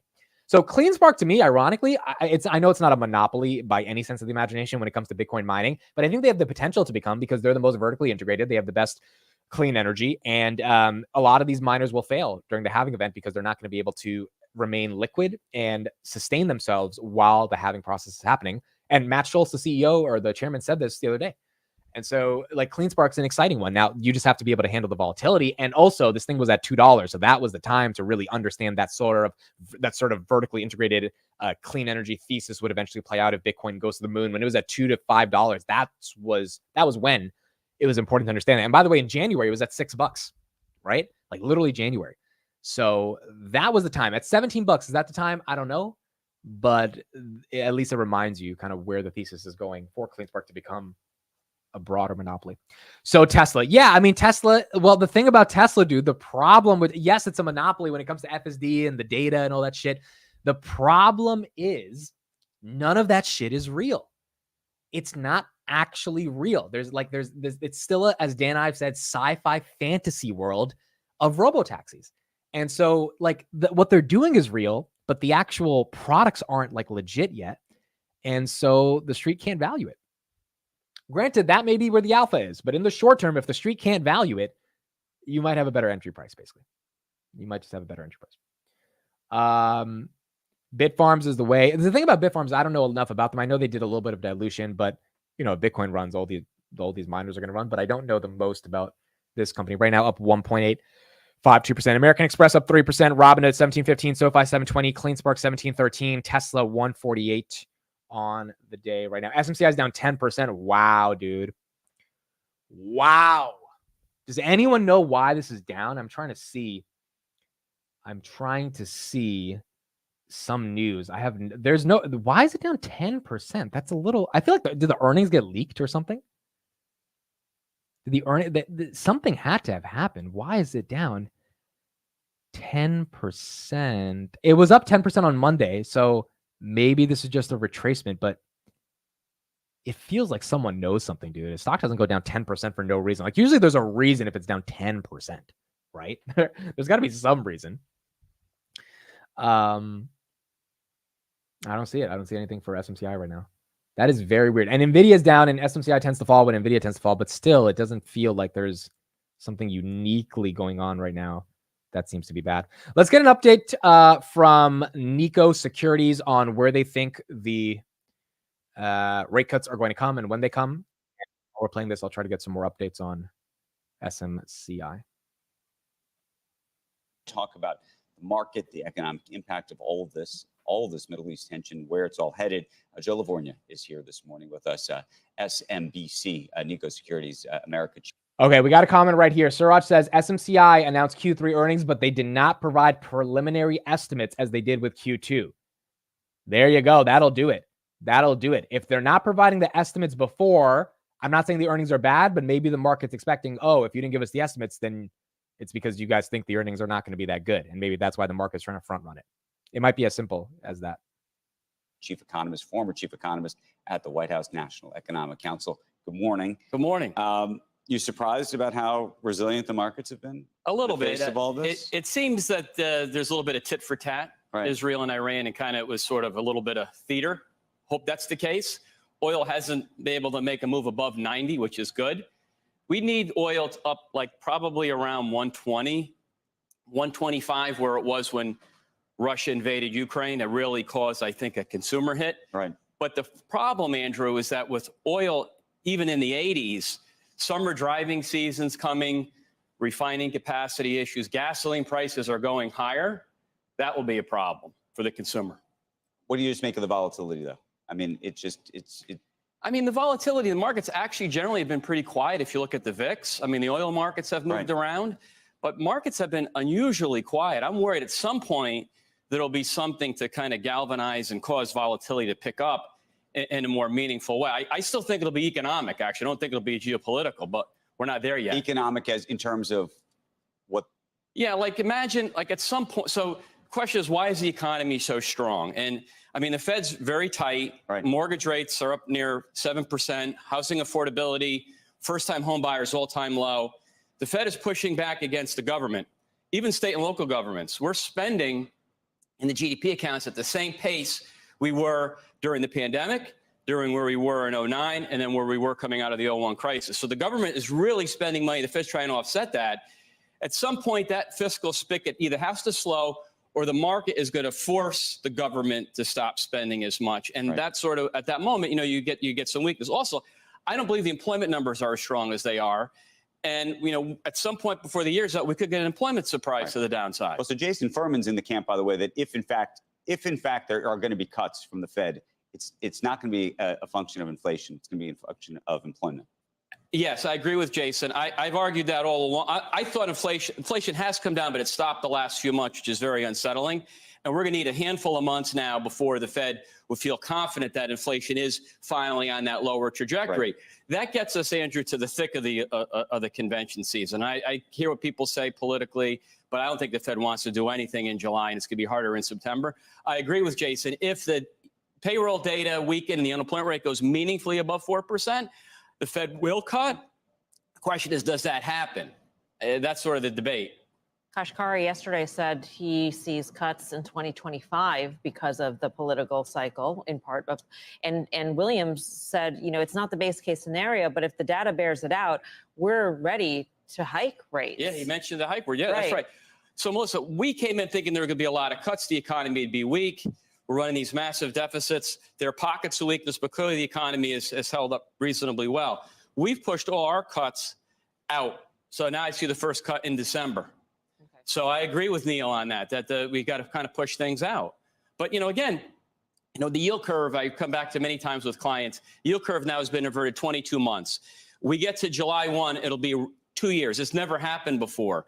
At some point, something will break. It broke in March of 23. Meaning a recession that never happened? Because, that's what we were saying when the yield was inverted. But here's when I say break, I mean something within the markets. Like, for example, we had Silicon Valley Bank, Regions Bank, Signature Bank. Okay. Something will break in these banks. And someone made a good point to me. Why did Powell pivot back in December? Because the data didn't justify. I thought maybe it was political. Someone made the point. It might have been, look, the market sold off a lot last fall. 10 years went up to 5%. You still have billions and billions of dollars of unrealized losses commercial bank balance sheets, overlay with commercial real estate. What if the consumer slows? What if gas prices rise, real wages shrink again, and they get more consumer defaults? Because we're seeing it on autos, we're seeing it in credit cards, we're seeing it in some FHFA loans. Right. I don't know. These things kind of become these cascading effects that happen. I'm just saying that's just how cycles play out. The problem, of course, is you never know when it's going to happen. I just think that the environment's still ripe. He has some interesting points there around particularly the yield curve inversion and what that means in the context of spending and employment. Kris, if you're still here, I'm going to give you a call. And if you're free, you can pick up and we can have you on the show just via the audio. And I want to get your thoughts as well if you are free. Let's see. Oh, there we go. Kris Patel, you are live on the Market Open. Do you have 10 minutes? Yeah, go for it. Okay. I want to get your. Send an invite. Why don't I come on? Oh, you want to come on? Okay, perfect. Okay. I'll send it to you on Twitter. All right, awesome. So we'll have Kris join and we'll get his thoughts on what's going on in the market. I think the main point the guy made, though, about our spending, it's very consistent with what Benzinga said. Not Benzinga. Fucking Benzinga, dude. I was thinking about this Benzinga. Can someone send me the article that I'm in? Because I didn't get the link yet. Can someone just tweet it at me? It's what the IMF said, not Benzinga. Benzinga's a little different than the IMF. The IMF said the U.S. is growing, and we're going to grow at 3% for the next decade, and we're going to be good. But SMCI down 12%. Oh my gosh. But our debt to GDP is also going to grow. Right now it's at, what is it? Debt to GDP ratio US. I think it's 100. It's 120%. Or sorry, 97%. If that gets to 200% like Japan, which Japan's at 240, which the IMF says, hey, if we don't stop spending, which is what the guy was talking about in the video, we're screwed. I mean, like, I don't know. I just, every time I think like we can find a way out of it, I just remember that no political party cares about spending, the Republicans, the Democrats, etc. And so maybe it's one of those things that really is the death of the economy. Now, look, I think it would take decades for it to play out if it does happen, but it might have implications on earnings over the next few years if this debt to GDP ratio continues to grow higher, because earnings either have to outgrow our debt or we have to cut spending. The IMF agrees we're going to outgrow, like AI, all that shit. We're going to do well. But if the debt keeps going higher as we're growing, like we're not really making progress here. We're not making a ton of progress. And so that I think is kind of the core problem. Oh, this is the article. Has Robinhood halted 24-hour trading? Social media explodes with screenshots and theories. Tomorrow is not going to be pretty. That's the article. Oh my God, that's hilarious. So Benzinga ran with that story. Let me look at that. Has Robinhood halted 24-hour trading? That's interesting. So they did, yeah, here. Okay, so let's see how I'm in the article. Let's see. Where do they quote me? Okay, there you go. Wow, they used my whole fucking tweet, dude. Damn, they used the whole tweet. Oh, they used Kelly's tweet too. That's crazy. That's cool.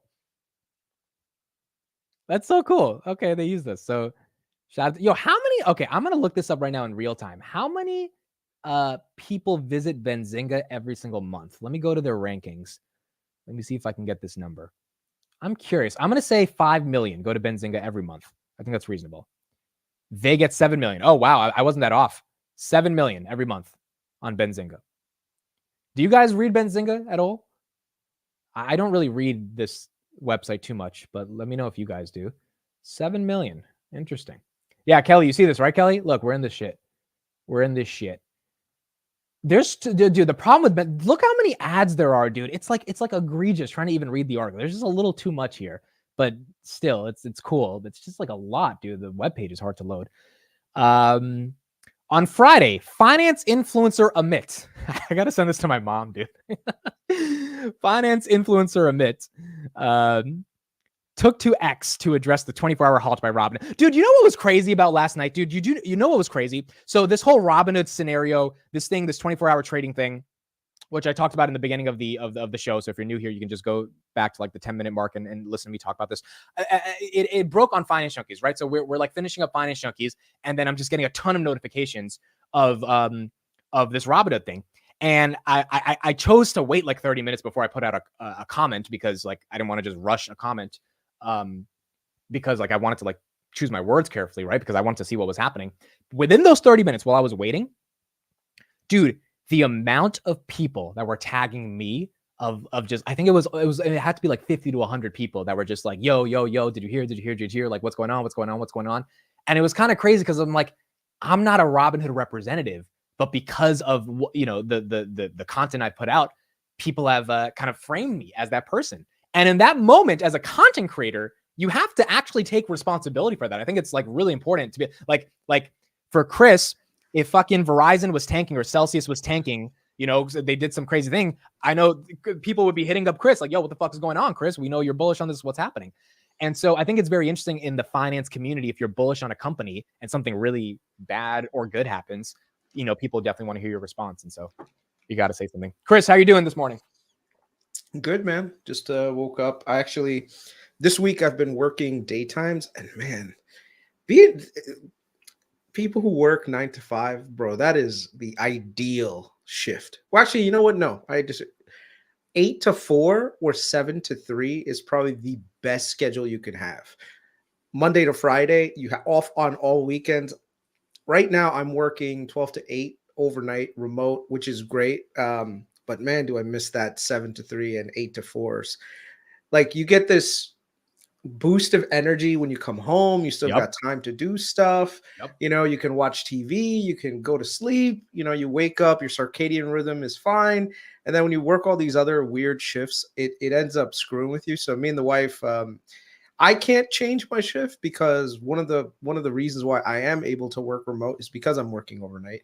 Right. But my wife is changing her job so that she's now going to be working at an earlier time, because she was working like 10 to sometimes 10 because like the way that her shifts are scheduled. And like a lot of times it would be like I would see her and then she would see me, and we literally didn't even have time to really do anything together. And it really sucks. Like, you don't want to be an adult and go through life not spending time with the wife. So we're making some changes in our personal lives to be a little bit more, to have a little bit more flexibility so that we can go do more things, When do you start work every day? 12 at night. Okay. So, and then when do you actually sleep? Because it's 10 a.m. right now. So you've been up basically for 12 hours, right? No. So this week I've been sleeping at night, like normally, because I've been doing training during the day. Like I had training throughout this week, throughout the day between 10 and 4. So yeah. Gotcha. Interesting. Yeah, it is very, but the good thing is you get to not fly out to New York every single day. Yeah. Yeah. You remember that, right? That was a fucking pain. Yeah. Dude, you did that for like years, right? 5 years. 5 years. I don't mind traveling, but every day, 5 flights or 2 flights. No. Yeah, it's 2 flights a week. Believe it or not, once you get into rhythm, it's actually not that bad. Like, I knew a bunch of people who were actually doing the same exact thing I was, where they would fly into New York on Tuesdays and then they'd fly home on like a Friday. But the idea of going to an airport, it's still like it's a little bit different than going to the bus stand and waiting for the bus. Or did it just feel like you were getting on the bus at this point? No, it was, for me, it just felt like getting on the bus, because like if you fly so much, what ends up happening is you get all the perks of it. So I had TSA pre, I had some other things that just let me skip ahead of the line. And then because I was a member of Southwest, like you got A group boarding. So you didn't really have to wait there while everyone else was boarding. So you got like good seating too. Right. So, and then now I had lounge access. Like I had access to the Chase Lounge, which is the American Express Lounge, which was amazing. And then I got, literally my last time I was in New York, I went to the Chase Lounge, because if you have a Chase Reserve, bro, that was on another level, man. So it just, once you get into like the frequent travel thing, that becomes easy. The only part that sucks is if, let's say, there are some delays or issues with the flight, then that could really screw you over. But other than that, it's not that bad. So when you would get back to Georgia from New York, you would Uber home, or your wife? Yeah, my wife always picked me up.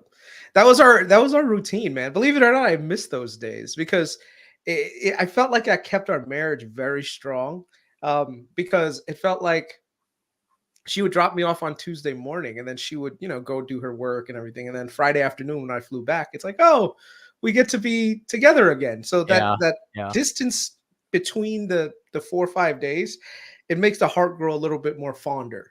and you also got a little bit of independence in the meantime. So, like you'll see when you start living with a person and you wake up to that person, you go to sleep to that person, things can get a little hairy. Yeah. But when yeah. you don't have as much time to spend all day, every day with that same person, and you get some time away, when you come back, it feels different. Yeah. Yeah. No, that's fair. That is very fair. Okay, let's get into some of the stuff going on in the market. I'll start off with this question, Kris. SMCI is down 15%. Mhm. Should we buy it? No. Why? It's down 15%, Kris. Look, the long-term value of SMCI is very, very challenging. Oh, I told you they operate in a very low margin hardware business. So any downplaying of additional capital expenditures by any of the major tech companies is going to see this thing get absolutely annihilated, especially with the current price the way it is. When it was trading at $100, there was definitely value there, but right now like I said, this is a low margin hardware play. Look at that PE, a 62 PE. I don't think that they grow very much. Then you have competitors in the space also. So nothing that they do is unique. Like when you think about a business that you invest in long term, you want some level of uniqueness that people can't penetrate, that moat, as they say. There really isn't that big of a moat around SMCI. Like Dell does the same thing, HPE does the same thing. So they essentially just provide servers so that NVIDIA, which believe it or not, NVIDIA actually does have unique IP, does have unique fundamentals behind it. SMCI doesn't. And I think SMCI rode the wave of AI demand on top of NVIDIA, which was fine for a trade, but the long-term growth prospects of SMCI are not necessarily the best right now in terms of current valuation. I mean, if they get back down to a certain price, I'm sure that the price becomes compelling. It's just a lot of this stuff is fluid based on the dynamics of how capital expenses are going to be with the AI players. I think it's really good that ARM is dropping 5%. We both love ARM, but it did not deserve this type of valuation. SMCI is dropping. NVIDIA is now 824. We're seeing a little bit of a broad market sell-off here. Kris, what were your thoughts on the Iran-Israel, debacle that happened last night and how it really didn't turn out to be a big deal, which is why the market recovered? It's not World War III, but we are seeing some volatility right now currently in the market. Dude, I'm getting tired of this. I really am. It's just I don't know who to believe anymore. I don't know how I just really can't even. The part that sucks about this whole thing is that I can't agree on either side. Like, can you say that you support Israel 100% or you support Gaza 100%? Because I can't support either 100%. No. I don't even think that there's any right or wrong here. No. That is the worst case scenario for anything. So it's on one side, I feel for Israel because they were maliciously attacked by Hamas, guaranteed. I think fucking Hamas is a terrible, terrible fucking organization, and I hope they do get wiped off the face of the earth. On the other hand, Israel is kind of being a little heavy-handed in Gaza. So, like, who do you side with? And this is the problem that you run into. So, I think from a political standpoint, I would say you don't know who to support, who to stand with, and then at the same time, you're running into, well, how do you play this economically, right? And the thing is, at least if there was a right and wrong, you could somewhat kind of like predict things, but right now, Israel and the whole thing with Iran, you don't know if things are like a real attack or if they're not a real attack. Like yesterday, my emotions were a little bit heightened because I was like, God damn it, what the hell is Israel doing attacking Iran? Because all the sources had confirmed that this was a real attack. Now I wake up in the morning and it's like, oh, sorry, that wasn't a real attack. So I feel like I'm losing a bit of. It's not just you. All of us are confused as hell every single day. Yeah. And so is the market. Yeah. So do you think this continues over the next few months from a geopolitical perspective? My thing is we're going to definitely see a lot of choppiness throughout the rest of the year. But I mean, this is where the money to be made is going to be around being able to trade a little bit. Like there are markets where it's good just to be in it and let the markets do its thing. And then there are times where you can actually make some money trading volatility, right? So Right. right now, with all this volatility happening, you're gonna see things that get sold off, broadly, that don't need to be sold off. And then you'll see things that are, like really overvalued, stay overvalued. So this is where this is definitely going to be a more of a stock pickers market than in the past, where you could just buy an index and just chill. Though there is something to be said about possibly scaling in and out of the indexes based on some fundamentals. So as an example, when fear is really high, Yep. that's Yep. typically when you want to buy. When fear is really low, you typically want to sell, right? Mhm. And usually that strategy does seem to work out. Mhm. So I don't know. I'd say we have to be just very data dependent. We have to look at the data and go from there, man. But there are some companies that are going to be growing with a secular tailwind, and some that are going to be choppy. The good thing is, with a spread strategy, you don't have to worry that much. See, I'm sure that right now you look at your portfolio, and I'm sure that you're down a little bit, but Mhm. you're not down as much because you have some short positions that are also covering your long positions. And Right. so the time is still on your side, so Right. when you do certain strategies work better in this scenario than others. Right now, I think a strangle, like a short strangle, is probably the way to go. But Is a spread basically another way to say strangle, or no? A strangle is totally different than a it spread. is kind of, yeah, it is a strangle. It is a Okay. strangle position. Well, the vertical spread is different a little Yeah. bit, because you're seeing like the move is like this and this, right? Yeah. Where Yeah. basically you have the ability to go up, and then it's all going to be on the side, especially Right. once it crosses your short leg position. Right. The thing with a strangle is more like this, like a pyramid, kind of like, Mm. and then so what ends up happening is you can make money as long as the price stays within a range. Right. Now, the thing is, the market can be very volatile, up and down, up and down. But the thing is, as long as at the end of your timeline, it comes out to be right in the middle again, you're fine, Right. And so Right. that's where the maximum point of return is going to be. So that's where you have to kind of like, be a little bit. If a stock is literally like flat, kind of like Tesla maybe is going to be from 145 to 150, let's say, over the next few weeks or months, you could theoretically have a strangle position there because you're not betting on it to go super up or down. Yeah, I mean, I personally would not. Yeah, I wouldn't try do to that on do a Tesla, strangle but- on Tesla, because Tesla's definitely got a lot of up and down. But I mean, if you look at certain indexes, you could probably do it, like S&P 500. I think Right. a Right. healthy 4,800 to 5,200 is not a bad strangle position to be in for a year-end target. I think that we end somewhere between 4,800 and 5,200 on the S&P. So if you applied that to the strangle, you would create it so that you would basically structure it right. that way. So an iron condor, yeah, that's a good one. You could use an iron condor. This is probably the best way to play the thing, instead of trying to just do plain thing. Iron condors are awesome, by the way. Yeah. How do you feel about oil right now? You tweeted yesterday some interesting stuff about inventory with oil. Do you think oil gets to 100 a barrel like some of the experts are saying, or do you think we fall back down to like 75 and normalize?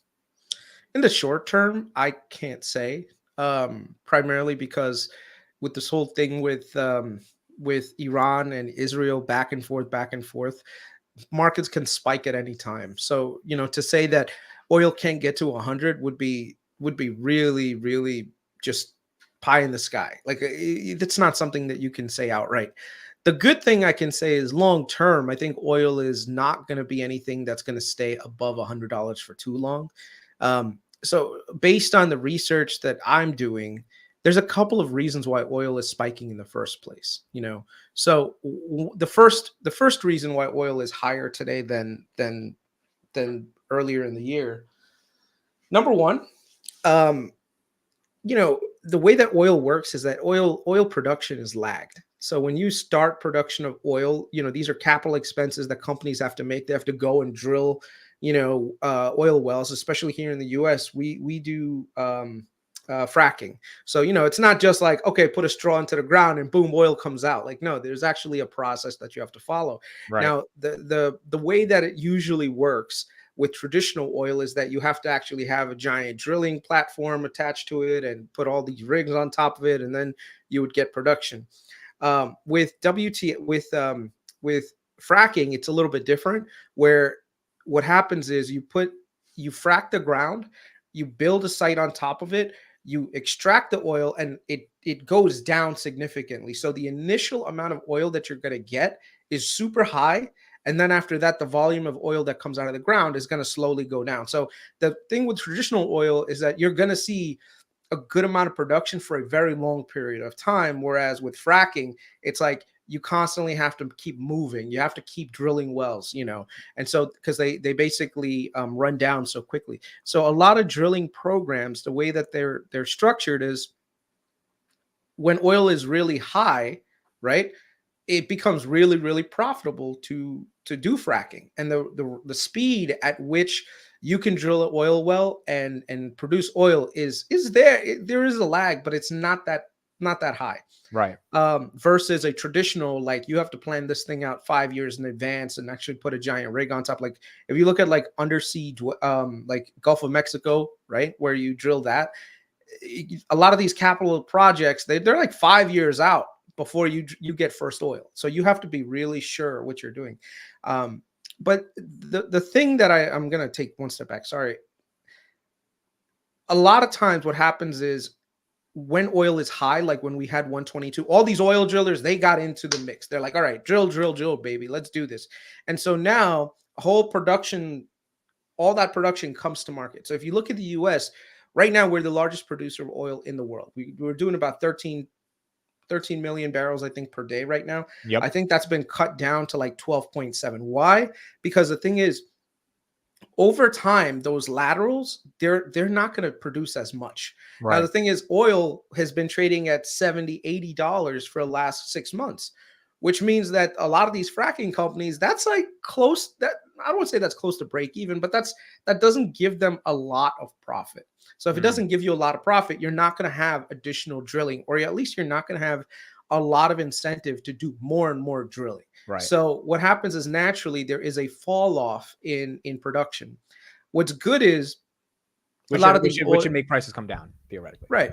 Now the good thing is now that oil prices are high, people are doing that again. So right now, the amount of production that's being ramped up is actually coming right now. So there's a lot of oil drilling activity right now, but a lot of that production is not going to show up until the end of third quarter and beginning of fourth quarter. So, right. I think right now we just have to be patient. And then on top of it, OPEC and Russia.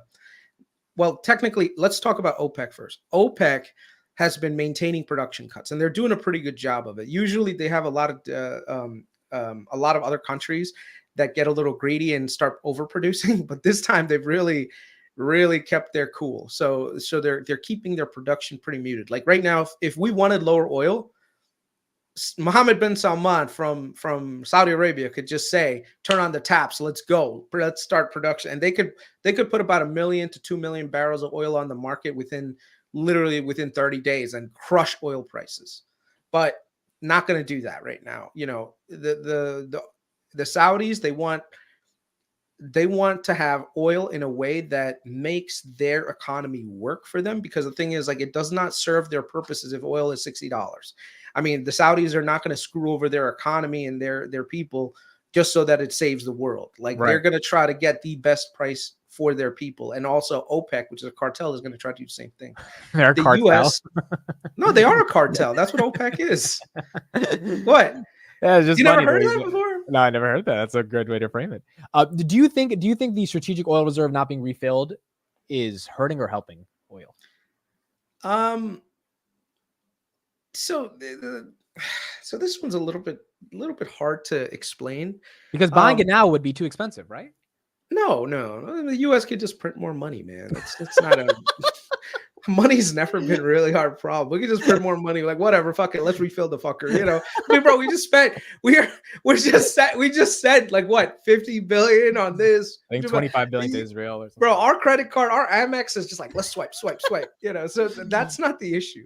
The bigger issue is right now, if we start to fill the strategic oil reserves right now, we would be causing oil prices to go higher, because where are you going to buy that oil? You got to buy in the open market, right? So you can't do that. And I think to a certain degree, like the government has been doing that on a forward basis, where they actually do have some forward contracts, but they're all running down. So the strategic oil reserve, that play was that was not good.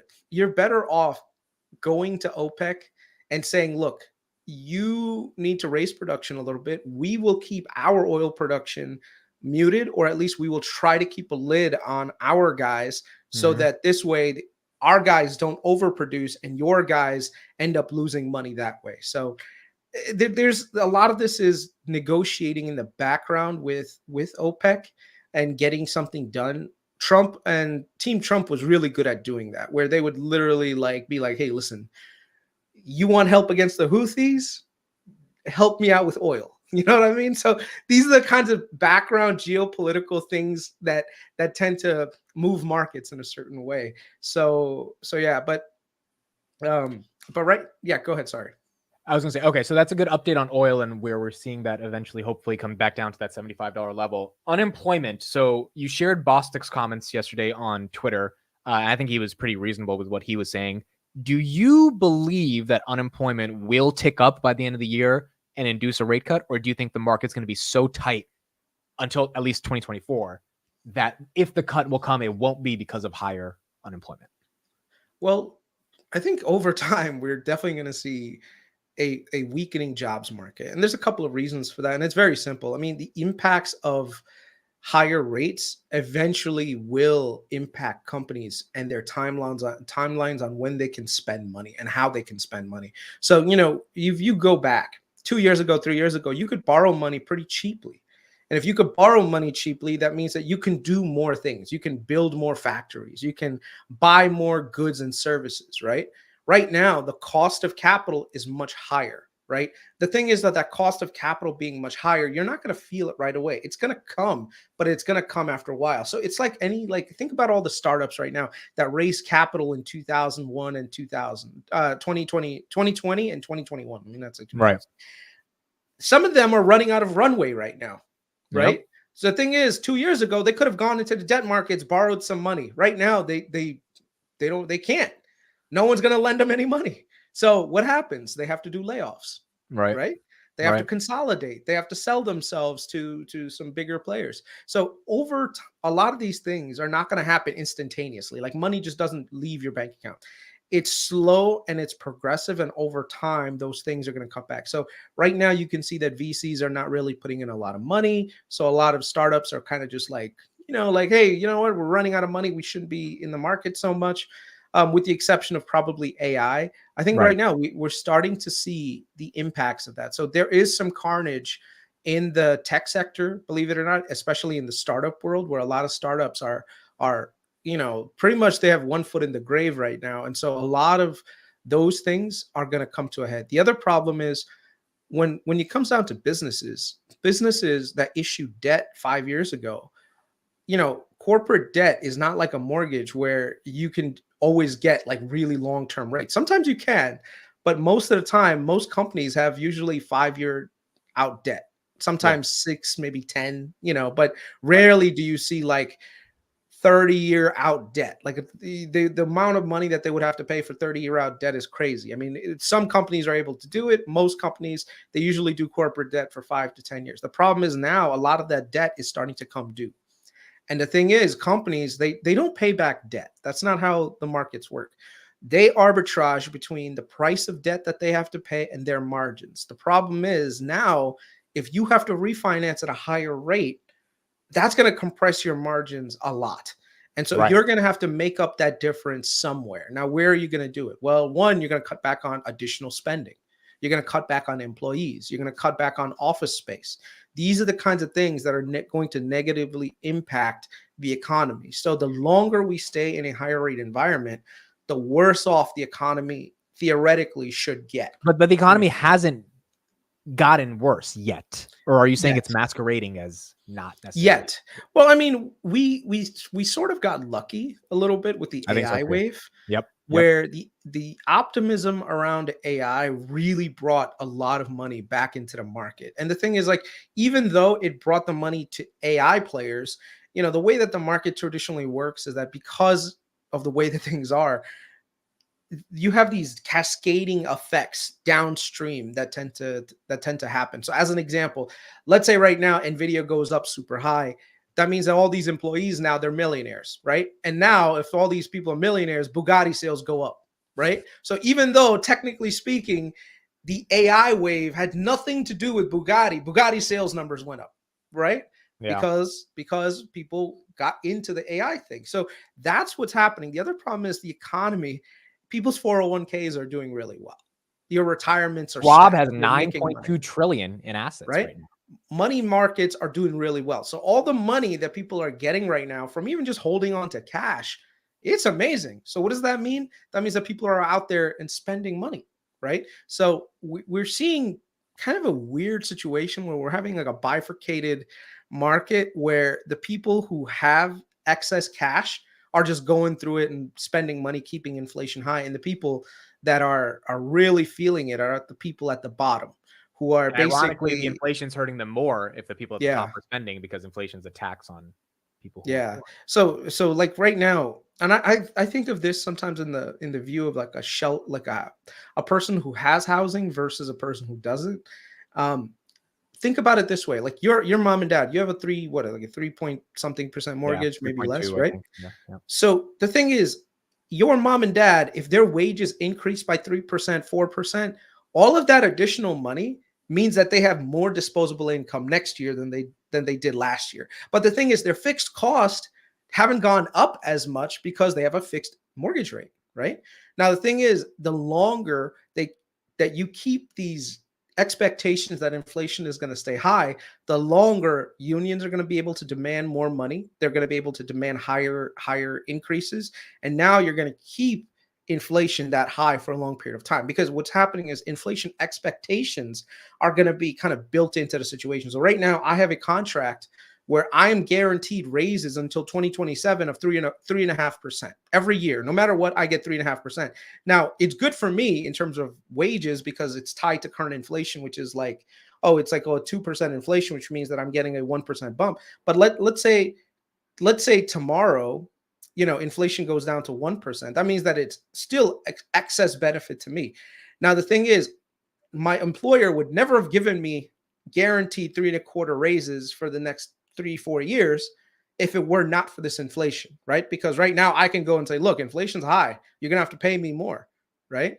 But right, if at some point inflation goes down, maybe my employer says, hey, maybe I don't need to keep raising your rates. They can't do anything right now because these contracts already been signed. So a lot of the wage gains that we're seeing in the market right now are also propelling inflation higher as well. Right. So, when UPS drivers are making $100,000 a year, when the automotive workers are making more money, when you have the, people in Hollywood making more money, all of those things eventually they filter into the economy and they're going to cause inflation. So inflation expectations right now are what are really setting us up for a bad time. And the Fed is a little bit, I don't know. I mean, at this point, there's only one way we're going to get rate cuts. You know what that is?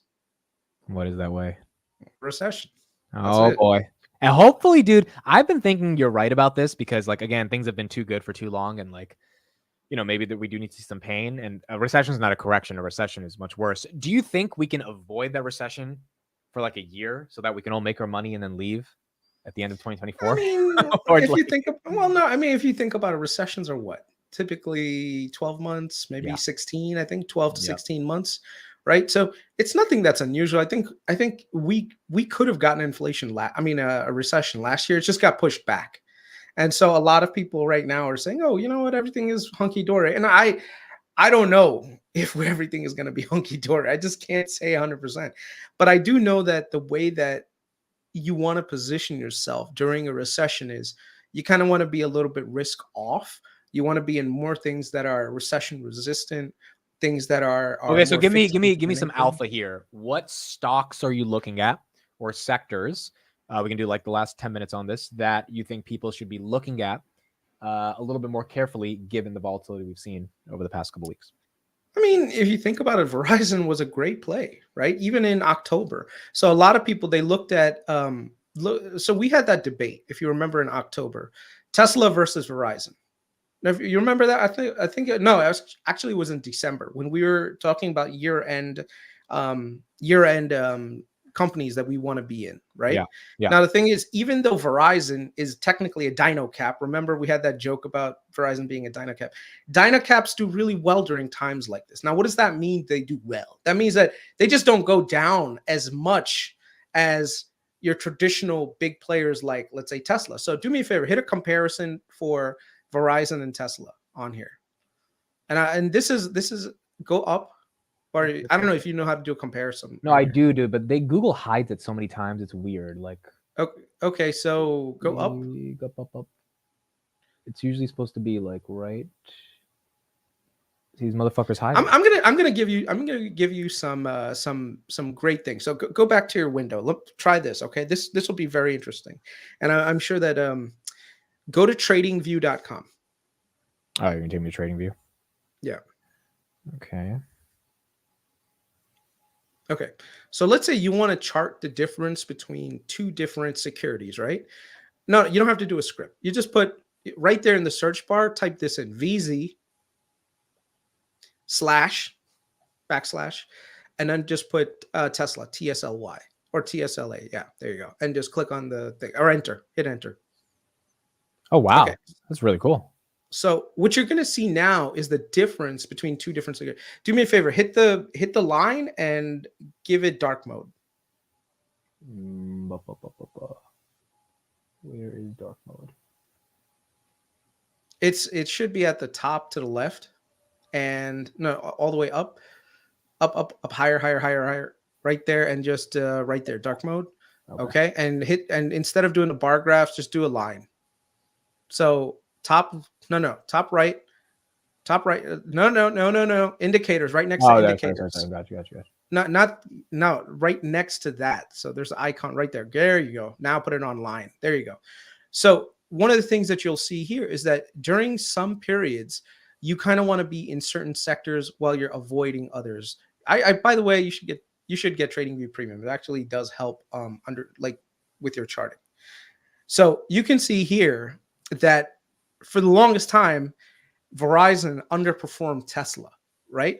But if you look at November, December, you can see that Verizon has vastly outperformed. So you see where it says 0.260, whatever that thing. Yeah. Just click there, right click, and put it to percentage.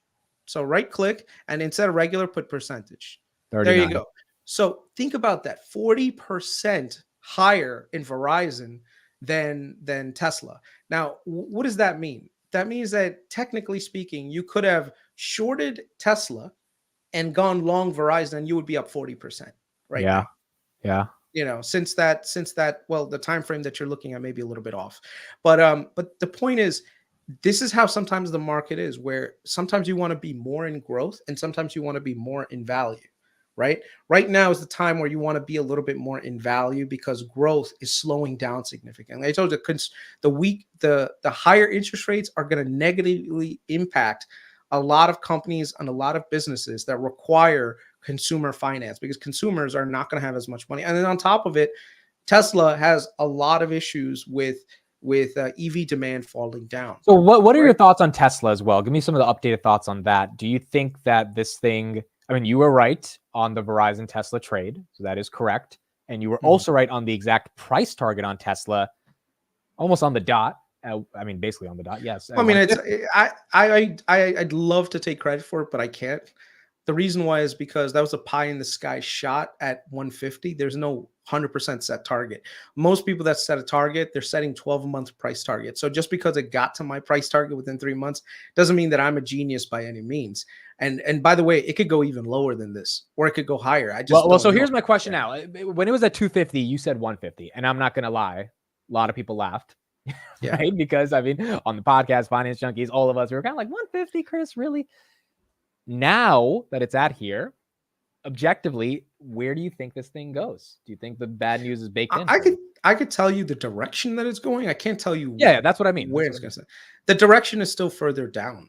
There's really no ends. There really isn't really much to say other than that, because I'm telling you right now, EV demand is falling like a rock. Okay, just if you take 2 seconds and take yourself out of the numbers, right? Sometimes you really have to take yourself out of the numbers where you're looking at past numbers and saying, oh, the valuation on this company is super cheap. You know, I should be in this company. Like, no, that's one of the traps that people fall into, is that they look at historical numbers for a company that, believe it or not, is in a sector that can be that can be very cyclical, right? So right now, the cycle and the trend is against EVs, which means that growth numbers are likely to slow down. And if growth numbers slow down and actually go possibly into the negative mark, Tesla could have huge repricing to the downside. So for the people that tell you, no, robotaxi, you don't get it, AI, yada, yada, your argument is, at the end of the day, like, if people aren't buying their cars, it doesn't fucking matter. I mean, I would say people really have to look at the consumer and figure out what consumer preferences are, consumer tastes are, because that's essentially what you're doing. You're selling a good and a service to a consumer, right? Whether that be a business or the individual. Yep. So if your product or service is aligned with demand, you're going to do well. You know, your sales will go up. If your sales go up, your profits go up. If your profit goes up, your stock goes up. It's a very rational way of thinking.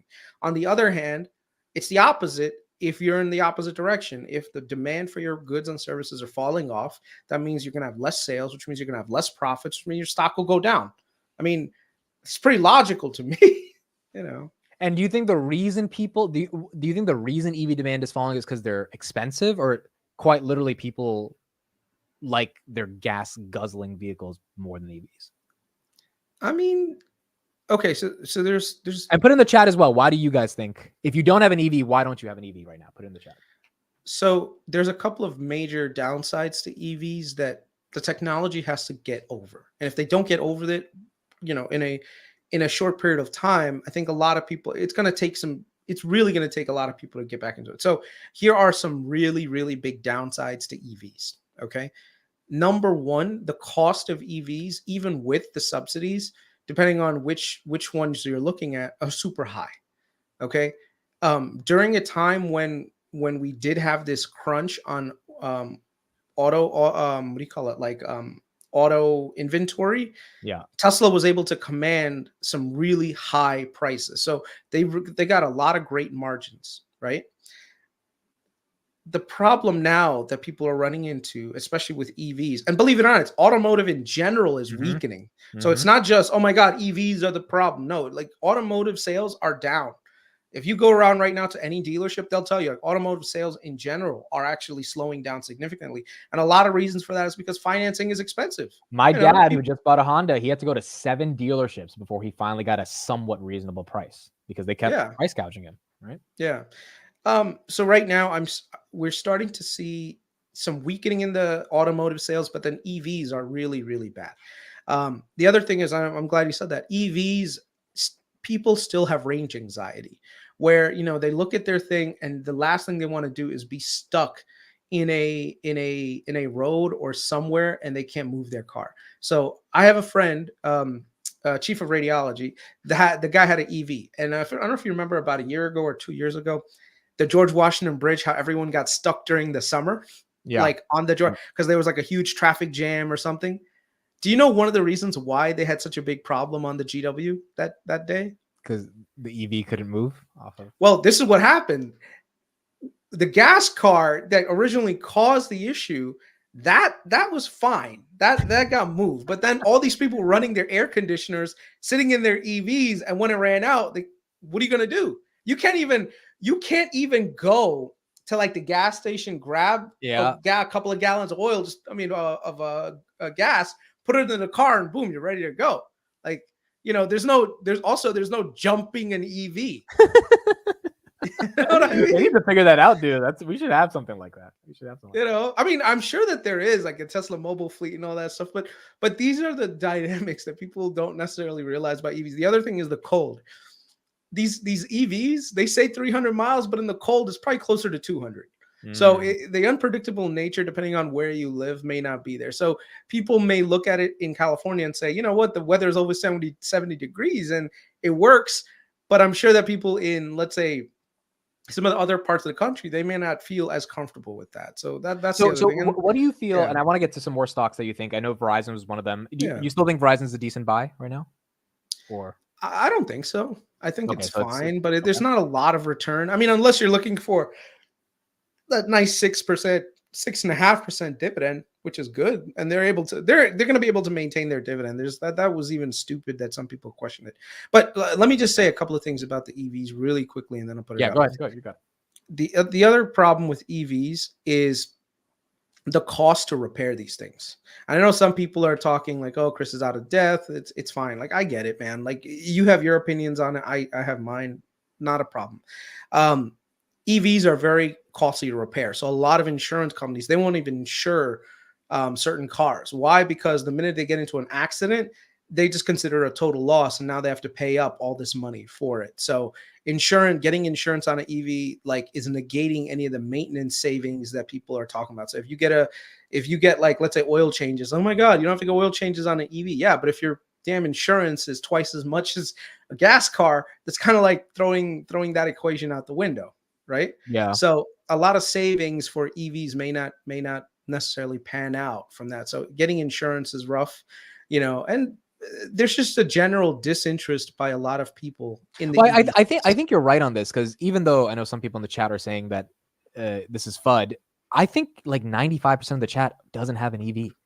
There's almost 1,000 people here. So like, I think at some level we also have to recognize ourselves. Like, why don't we all drive EVs? Even the Tesla investors here in the chat might not own a Tesla or an EV. And you got to really ask yourself, if you own a lot of Tesla stock, but don't own a Tesla, I mean, you have to look at yourself there and be like, well, wait a second, why would I expect the rest of the world to also hop on this train? And then the interest rates doesn't help either, right? Yeah. That's, one of my major contentions with Tesla right now is that instead of sacrificing margins, why don't you all offer lower rate financing? You do it for the fucking Chinese. Why can't you do it here in the US? What do you mean? What do you mean by that? What do you mean? You could, from what I saw, I don't know if it's 100% true, but you could get 0% financing in China for an EV, for a Tesla. But here in the US, nah, motherfucker, you paying 6.5%. Like, how does that make sense? Like, let's say I want to buy a Tesla. You think I'm going to be like, oh yeah, let me pay 6.5% on a fucking car note? Fuck that bullshit. No. Right now, my wife got a Toyota hybrid. We have like a 3.9% APR, right? And we get the benefits of having longer range. We've got super, we don't have to worry about charging as much. Refilling the gas so much. Just come on. Yeah, do you agree overall the future is EVs? And we're going there. Or you think it's going to be do you agree overall the future is electric? I think so, yeah. Okay. I definitely think so. There's no ands, if, or buts about it. It just makes too much sense from the EV standpoint. The biggest thing is that battery, they have to really, really figure out the battery situation and get batteries as cheap as possible, so that this way the cost of repairing a Tesla and all the other EVs makes sense. Because I think the battery itself costs a shit ton of money. So if something happens to the battery, that's it. You're pretty screwed. Like, I was watching a documentary, wasn't a documentary, like just a quick thing where used car dealerships, they will not touch an EV. Like, they will not buy an EV from you. I don't know. Have you seen that before? I mean, I would believe it. I think it would be hard to sell it to these guys because they have to flip it too, right? Well, the reason why they won't buy it, and let me see if I can find it really quick, because it was a very interesting video. Hold on one second. So Finders Diner says, I'm confused with the argument. All this downside to EVs, now it's the future. So why am I not investing right now? I think it's a question of just like short-term versus long-term. I think both of us agree. I'm pretty sure pretty much everyone here agrees EVs are the future. But in the short term, if there is instability in terms of demand, then valuation matters, right? For whatever EV company, whether it's NIO, Tesla, whatever. But long-term, they're probably going to be okay. Yeah. I mean, did you ever see this video by this guy, Cash Jordan, who spoke about why? Hold on one second. Let me just pull it up. Eric says hybrids are stupid. Why add another powertrain? Dude, we just got a hybrid in my family. It works pretty nice. I'm not going to lie. The hybrids, it's fine for us. Check this out. Hold on. Cars. We Americans will buy and drive just about anything, no matter how expensive and unreliable it is, as long as it runs on gas. It's not looking good for President Biden's EV push. His interest in EVs sits at just 41%. Charger number 1, 2, 3. This one's broken. Broken and also broken. Come on, you can do it. Error detected. I'm a fan. Yeah. By the way, that's a big problem, dude. The charging. Imagine the charging shit. Imagine right now you are an EV owner. You're on a drive. You think, hey, I could just pull into a charger, and the fucking thing is broken. How'd you feel? You'd be nervous the entire time how you're going to deal with this thing. You know. So America's really got to invest a lot of money in the charging infrastructure. You know. Huge fan. And there's no oil changes, no fan belts, no exhaust. It says cash only. Where would I put cash? A rapid charge just gives you just a little bit of range, and it takes a long time to charge. It's going to be expensive to insure. The Tesla insurance is far more expensive than other top automakers. Oh, and by the way, it's cold outside, and those batteries don't work so well. So, you know, there's that.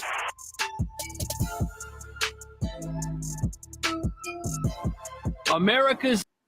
Damn it. I was going to say, I really hope the damn thing doesn't monetize your video for that stupid 10 seconds of video. That's okay. That's okay. We got to get going anyway. So let me get rid of that. Yeah. Let me just get you one question. But your point was made that at the end of the day, EVs are a little tough right now in demand.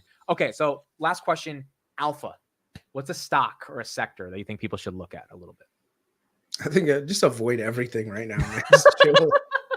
I don't know why everyone wants like, oh, we need to be in this, we need to be in that. Just wait for things to bottom out, man. You don't have to be anywhere. Stay on cash. Just stay with cash. This is the first time in a really long time. You're getting what, 5.25%, 5.5%? Hold on, let me ask you a question about that. Let me ask you a question. So we're getting 5.5% on cash, right? That money is from the government because we're essentially like money market funds. We're buying their debt, right? Yeah. So like when Palantir has net interest income because they have $3 billion in treasuries or whatever, that's money from the government at the end of the day, right? Yeah. So, I mean, go ahead. No, it could mean that money is pretty much fungible. Like they can take that money and lend it all across, but you do it in a very, very safe way where it's in very short duration stuff. So it doesn't necessarily have to be just the government. It could be banks, right? Well, my point is the yield we're getting. Yeah. Don't we have to pay for it eventually? Because we can't all just keep walking around with 5% on our money for free, right? Like there's a catch to this at the end of the day. No, there's no catch. I mean, okay. Well, the catch is that the interest rates are high. And that means the government has to, like the interest rates being this high is how the government is affording to give all the companies and the corporations 5% on their money. You do know that people lend money to each other too. Everyone doesn't just borrow from the government, right? Yeah, but what I'm saying is the money that people are putting into the 10 years and the 2 years and things of that nature, it's all based on this idea that the government will pay it back. Yes. Yeah. So, okay. So if you look at how, let's say Robinhood, let's just use Robinhood as an example. Robinhood works with a whole bunch of member banks, right? So basically when you take your money and put it into Robinhood does not just keep it on their balance sheet. What they do is they have all these member banks that they partnered with that pay them and says, hey, listen, we will borrow money from you, Robinhood, on a very short-term nature, and we will give you the return. And Robinhood basically shares that money with you, right? The thing is, those banks now, they're figuring that out by lending that money out to other things. So they're lending them out to corporations at, let's say, 7, 8, 9%. Right? They're lending it to consumers like yourself and me if we wanted to buy a car and we're paying, like if we're stupid, we're paying 9, 10%. Like some people are actually doing that. So all of these things is just moving money from one hand to another. So it's not just, hey, Robinhood is taking our money buying treasuries with it. Like, no, it's just the member banks. And sometimes the member banks could be buying treasuries with it too. It just, you don't really know. So the point is, we survive with a 5% interest rate or 6% interest rate over the long term? We can. So why is everyone asking for rate cuts then? Because a lot of people got used to the lower interest rates. A lot of business models and a lot of business plans were used to a lower rate environment. So when it comes down to it, right now, everything feels rough. It's kind of, I've always feel like interest rates are kind of like gravity, right? If you live in a low gravity environment, then any additional gravity is going to feel really fucking terrible on you. Right. You're like, oh my God, like, how am I going to survive? But if you live in a high gravity environment, you're fine. Like you're not. And the thing is, the longer you live in a higher gravity environment, that means that when low gravity comes, you're going to do exceptionally well, right? So just think of it that way, where right now we're in a situation where we've been used to like this low gravity environment. Now gravity is a little bit higher. Now the thing is, good companies, strong companies will adjust to this higher gravity environment and they'll survive. Which they have. It's not- Meta, Robinhood. These guys Yeah. have survived. Yeah, right. Exactly. I was just thinking if we're getting 5.5% at the end of the day, it's all based on this concept that the US will pay 5.5 on the debt that they're offering. But if the US debt is getting so high, that 5.5 like is unsustainable. So we're like, as you said, people are getting 5.5 and then they're starting to spend, which is causing more inflation, and then it's causing more spending, and then so the US has to print more money to deal with that inflation. But it's because the US was giving 5.5. It just feels like we're in the Matrix, dude. And I don't know how we solve this issue. The recession. It's easy. Recession. You know, if people look, I hate to say this, but look, if you lose your job, the government could be giving you 5.5%. Doesn't mean shit, right? That's true. So right now, that's why did you hear the Fed comments, by the way? What Powell said? I really need to just play this really quick, because if we take a quick analysis of the sentences that he used, in the Canada one? I was scared, dude, what he said. Let me just play it. I think it's just like 30 seconds, right? I think I have the clip. Yeah, it's just very quickly. Let me just bring it up. If you don't have it, I can bring it up. Oh, I think I have it. I think this is the one. This is the one. Yeah. Is the one where he was with the Canadian Prime Minister. Let me know if this. Yeah, this should be it. Of course, declined quite significantly over the second half of last year, over the whole year, but particularly in the second half. But 12-month core PCE inflation, which is one of the most important things we look at, is estimated to have been little changed in March over February at 2.8%, and the 3 and 6 month measures of inflation are actually above that level. So we've said at the FOMC that we'll need greater confidence that inflation is moving sustainably toward 2% before it would be appropriate to ease policy. The recent data have clearly not given us greater confidence and instead indicate that it's likely to take longer than expected to achieve that confidence. That said, we think policy is well positioned to handle the risks that we face. If higher inflation does persist, we can maintain the current level of restriction for as long as needed. At the same time, we have significant space to ease should the labor market unexpectedly weaken. You missed that. So that clip got cut. Let me find the moment that scared me. Hold on. Okay, find the moment. Find the scary moment. And guys, we're not saying we want a recession. We're just saying that at some point, things might have to be tougher in the future. 2% inflation goal. So I'll say a little bit about our two mandate goals: maximum employment and price stability. This is the part that's actually very, very important. Okay. As I mentioned, the labor market remains very strong. Payroll job gains have been strong over the first quarter, averaging just a tick above 275,000 per month. The unemployment rate has been below 4% for 26 consecutive months, which hasn't happened in more than a half a century, the longest streak of its kind. Strong demand for workers has been met by a substantial increase in the workforce due both to rising labor force participation and a substantial increase in immigration, as indeed Canada has experienced as well. So you see this first, he's talking about all the great things about labor, right? So he really is like, oh, workers are great, blah, blah, blah. But then he's going to throw the curveball. And this is the part that really scared the shit out of me. So even with this strength, by many measures, our labor market has been moving into better balance over the past year. The ratio of job openings to unemployed workers was extremely elevated in 2021 and 22, has now moved back down to levels just above the pre-pandemic era. Surveys of workers and businesses indicate a normalizing labor market. So do the rates of both quits and hires. And broader wage pressures also continue to moderate, albeit gradually. So the overall picture for the labor market is one of real strength, but gradual normalization. Turning to price stability, our inflation mandate. Inflation, of course, declined quite significantly over the second half of last year, over the whole year, but particularly in the second half. But 12-month core PCE inflation, which is one of the most important things we look at, is estimated to have been little changed in March over February at 2.8%, and the 3 and 6 month measures of inflation are actually above that level. So we've said at the FOMC that we'll need greater confidence that inflation is moving sustainably toward 2% before it would be appropriate to ease policy.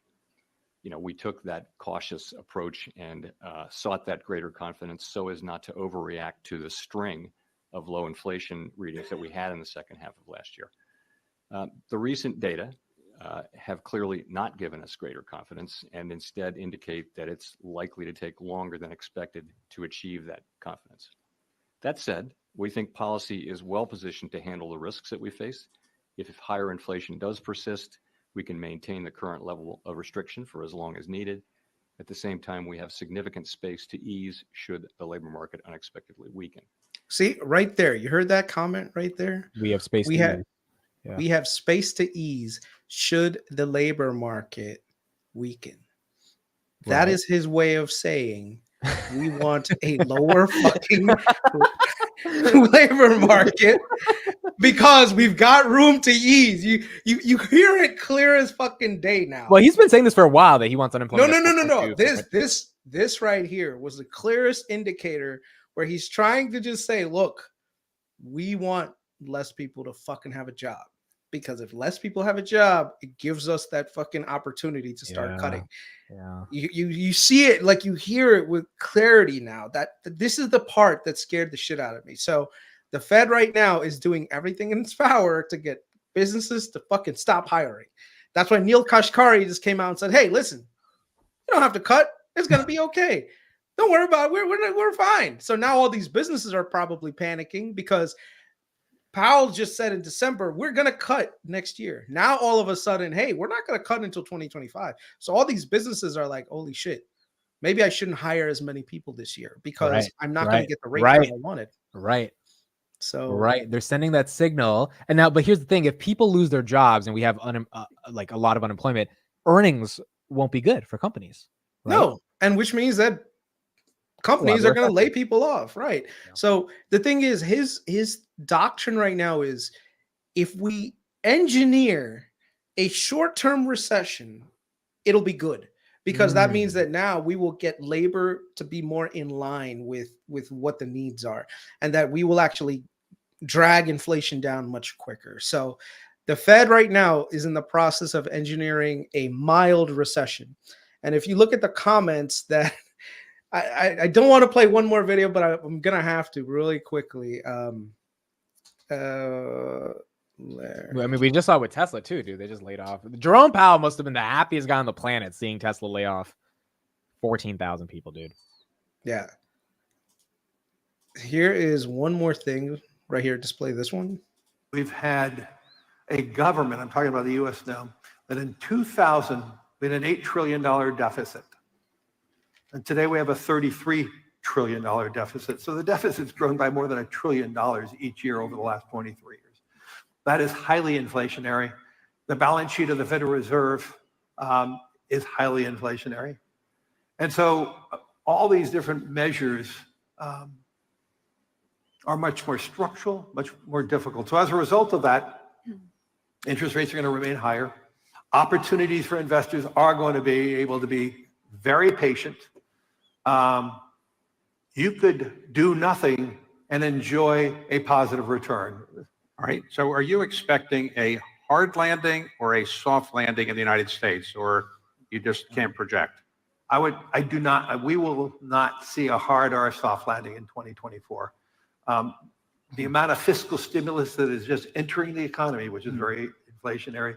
The CHIPS Act, the IRA, and the Infrastructure Act, about $970 billion. The largest peacetime non-pandemic moment of fiscal stimulus. At the same time, our central bank is trying to arrest the economy. And so that's just hitting the J curve. And you see in labor settlements right now what's going on and labor talk, 25% increases in wages. So I don't see a problem, but I do believe the Federal Reserve is going to have to raise rates higher, which probably will mean by 25 we may have a soft, we may have a hard landing. That is the only way I see how we're going to be arresting this. But I don't expect it anytime soon. I think the power of the economy, the power of the consumer. When was this? This was 5 months ago. Yep. Okay. So even Larry Fink is pretty much on the board with, hey, we're probably going to see some level of slowdown in probably 25.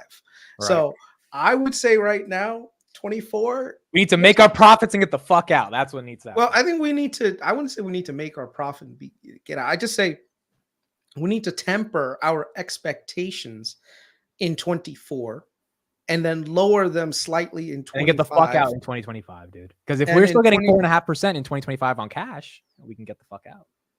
Well, no, it means that you'd have to buy securities that generate that kind of return in 2025 and then sit on them for that long. If the which rates means come down, right, which means that you should take excess cash, put it into 2-year treasuries, and so this way, by the end of it, you can liquidate those treasuries at any time at a good price, right? And then be able to have that cash to buy things on the cheap. The thing is, right now, if you look at even the S&P earnings, majority have been led by Mag 7. So, these higher rates are definitely biting. It just doesn't necessarily seem to show in the general market. So there's a huge difference between earnings growth in the S&P 500 and just the Mag 7. Right. The good thing is the earnings on the S&P 500 should, especially the rest of the market, should materialize higher at the end of 2024. But that's, a lot of this stuff, we're just going to have to be very data dependent. And basically be very opportunistic in the way we add. But I will say this, right now is not the time to buy growth. Right now is the time to buy value and chill in value. There's not a lot of downside in value, depending on, which sectors you're looking at. A lot of companies that have tremendous cash flows that can take that money, reinvest it back into their business. They don't have to worry about interest rates like, other businesses do. So you have to be very, very strategic for the next little bit. For me right now, I'm sitting on a good cash position. Also, I'm looking at securities that are more fixed income in nature, like preferred equity. So I've been talking about that for like the last we'll do a full months. podcast on that. Yeah, but we'll do a full pod on that. Yep.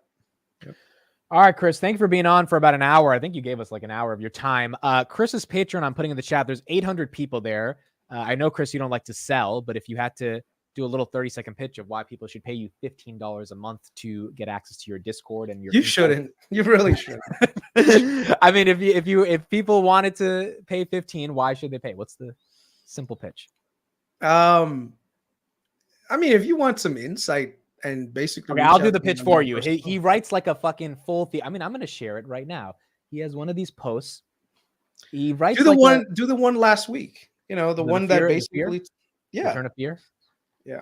It's just he writes like I don't know how he does the job and he does YouTube and all this stuff, but so he uses a nice little picture at the front, so you get a nice little thumbnail, and then he just starts talking and his charts. And it's like me in the market open. Like I talk all of this through. I hate writing. Like I hate writing, dude. I hate it. So I have to write a newsletter every day for Palantir. I hate writing. I do it, but I hate it. You love writing. It seems like you enjoy it. I think it's easier sometimes to basically do visualizations and show people when it's in a just a written format. So if you go down to the thing, like here's an example. If you go down, and everything that I said today is what I covered in my Patreon. So it's nothing that I'm like, okay, I'm talking both sides of my mouth. So go higher, go to that original post with the go higher right there. Go to that, open that up. Yeah. Right. So if you scroll down, keep scrolling.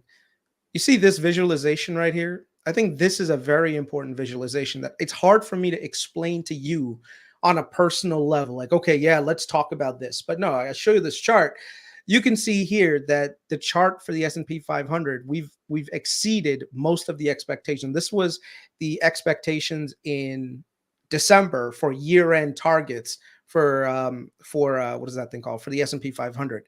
You can see right here, we're already way past most of these expectations, which means that, hey, there's going to be some level of normalization that happens, and it's actually totally normal. Right, it's totally normal for that to happen. Yeah. So it's just one of those things that it's easier sometimes to visualize on a chart than it is to basically explain, Yeah. Well, look, I would say if anyone wants real market insights and like you're looking for a place to actually trust, the one thing about having a source of truth that also is good at analysis is that you can go to it all the time, right? And I think Kris's Patreon, at least for me, because I do read those posts every day, every couple days when he posts, you can read it, get in-depth analysis. You don't have to search for like Benzinga or what is Liz Young saying or what is CNBC saying. You can just like go to one place, someone who's calm, cool, collected, has a lot of wins over the past year, right? Some pretty good gems that a lot of people didn't find. And you can look at their insights and hopefully that helps people that want to check it out. Yeah, I think it's just you get one more perspective, right? And sometimes I'm right, and sometimes I'm wrong. And hey, listen, I've admitted when I'm wrong on certain things, so it happens. All right, that's it for us, folks. SMCI down 17%, S&P down a little bit right now. A little rough day in the markets, but if you listen to Kris like I did, you wouldn't have any SMCI, so we're okay. We don't have to worry about it. All right. Thank you, everybody. Have a good one. And I'll see you guys on Palantir Weekly later tonight. Bye, everyone. Have a good one, guys. Take care. Have a good one.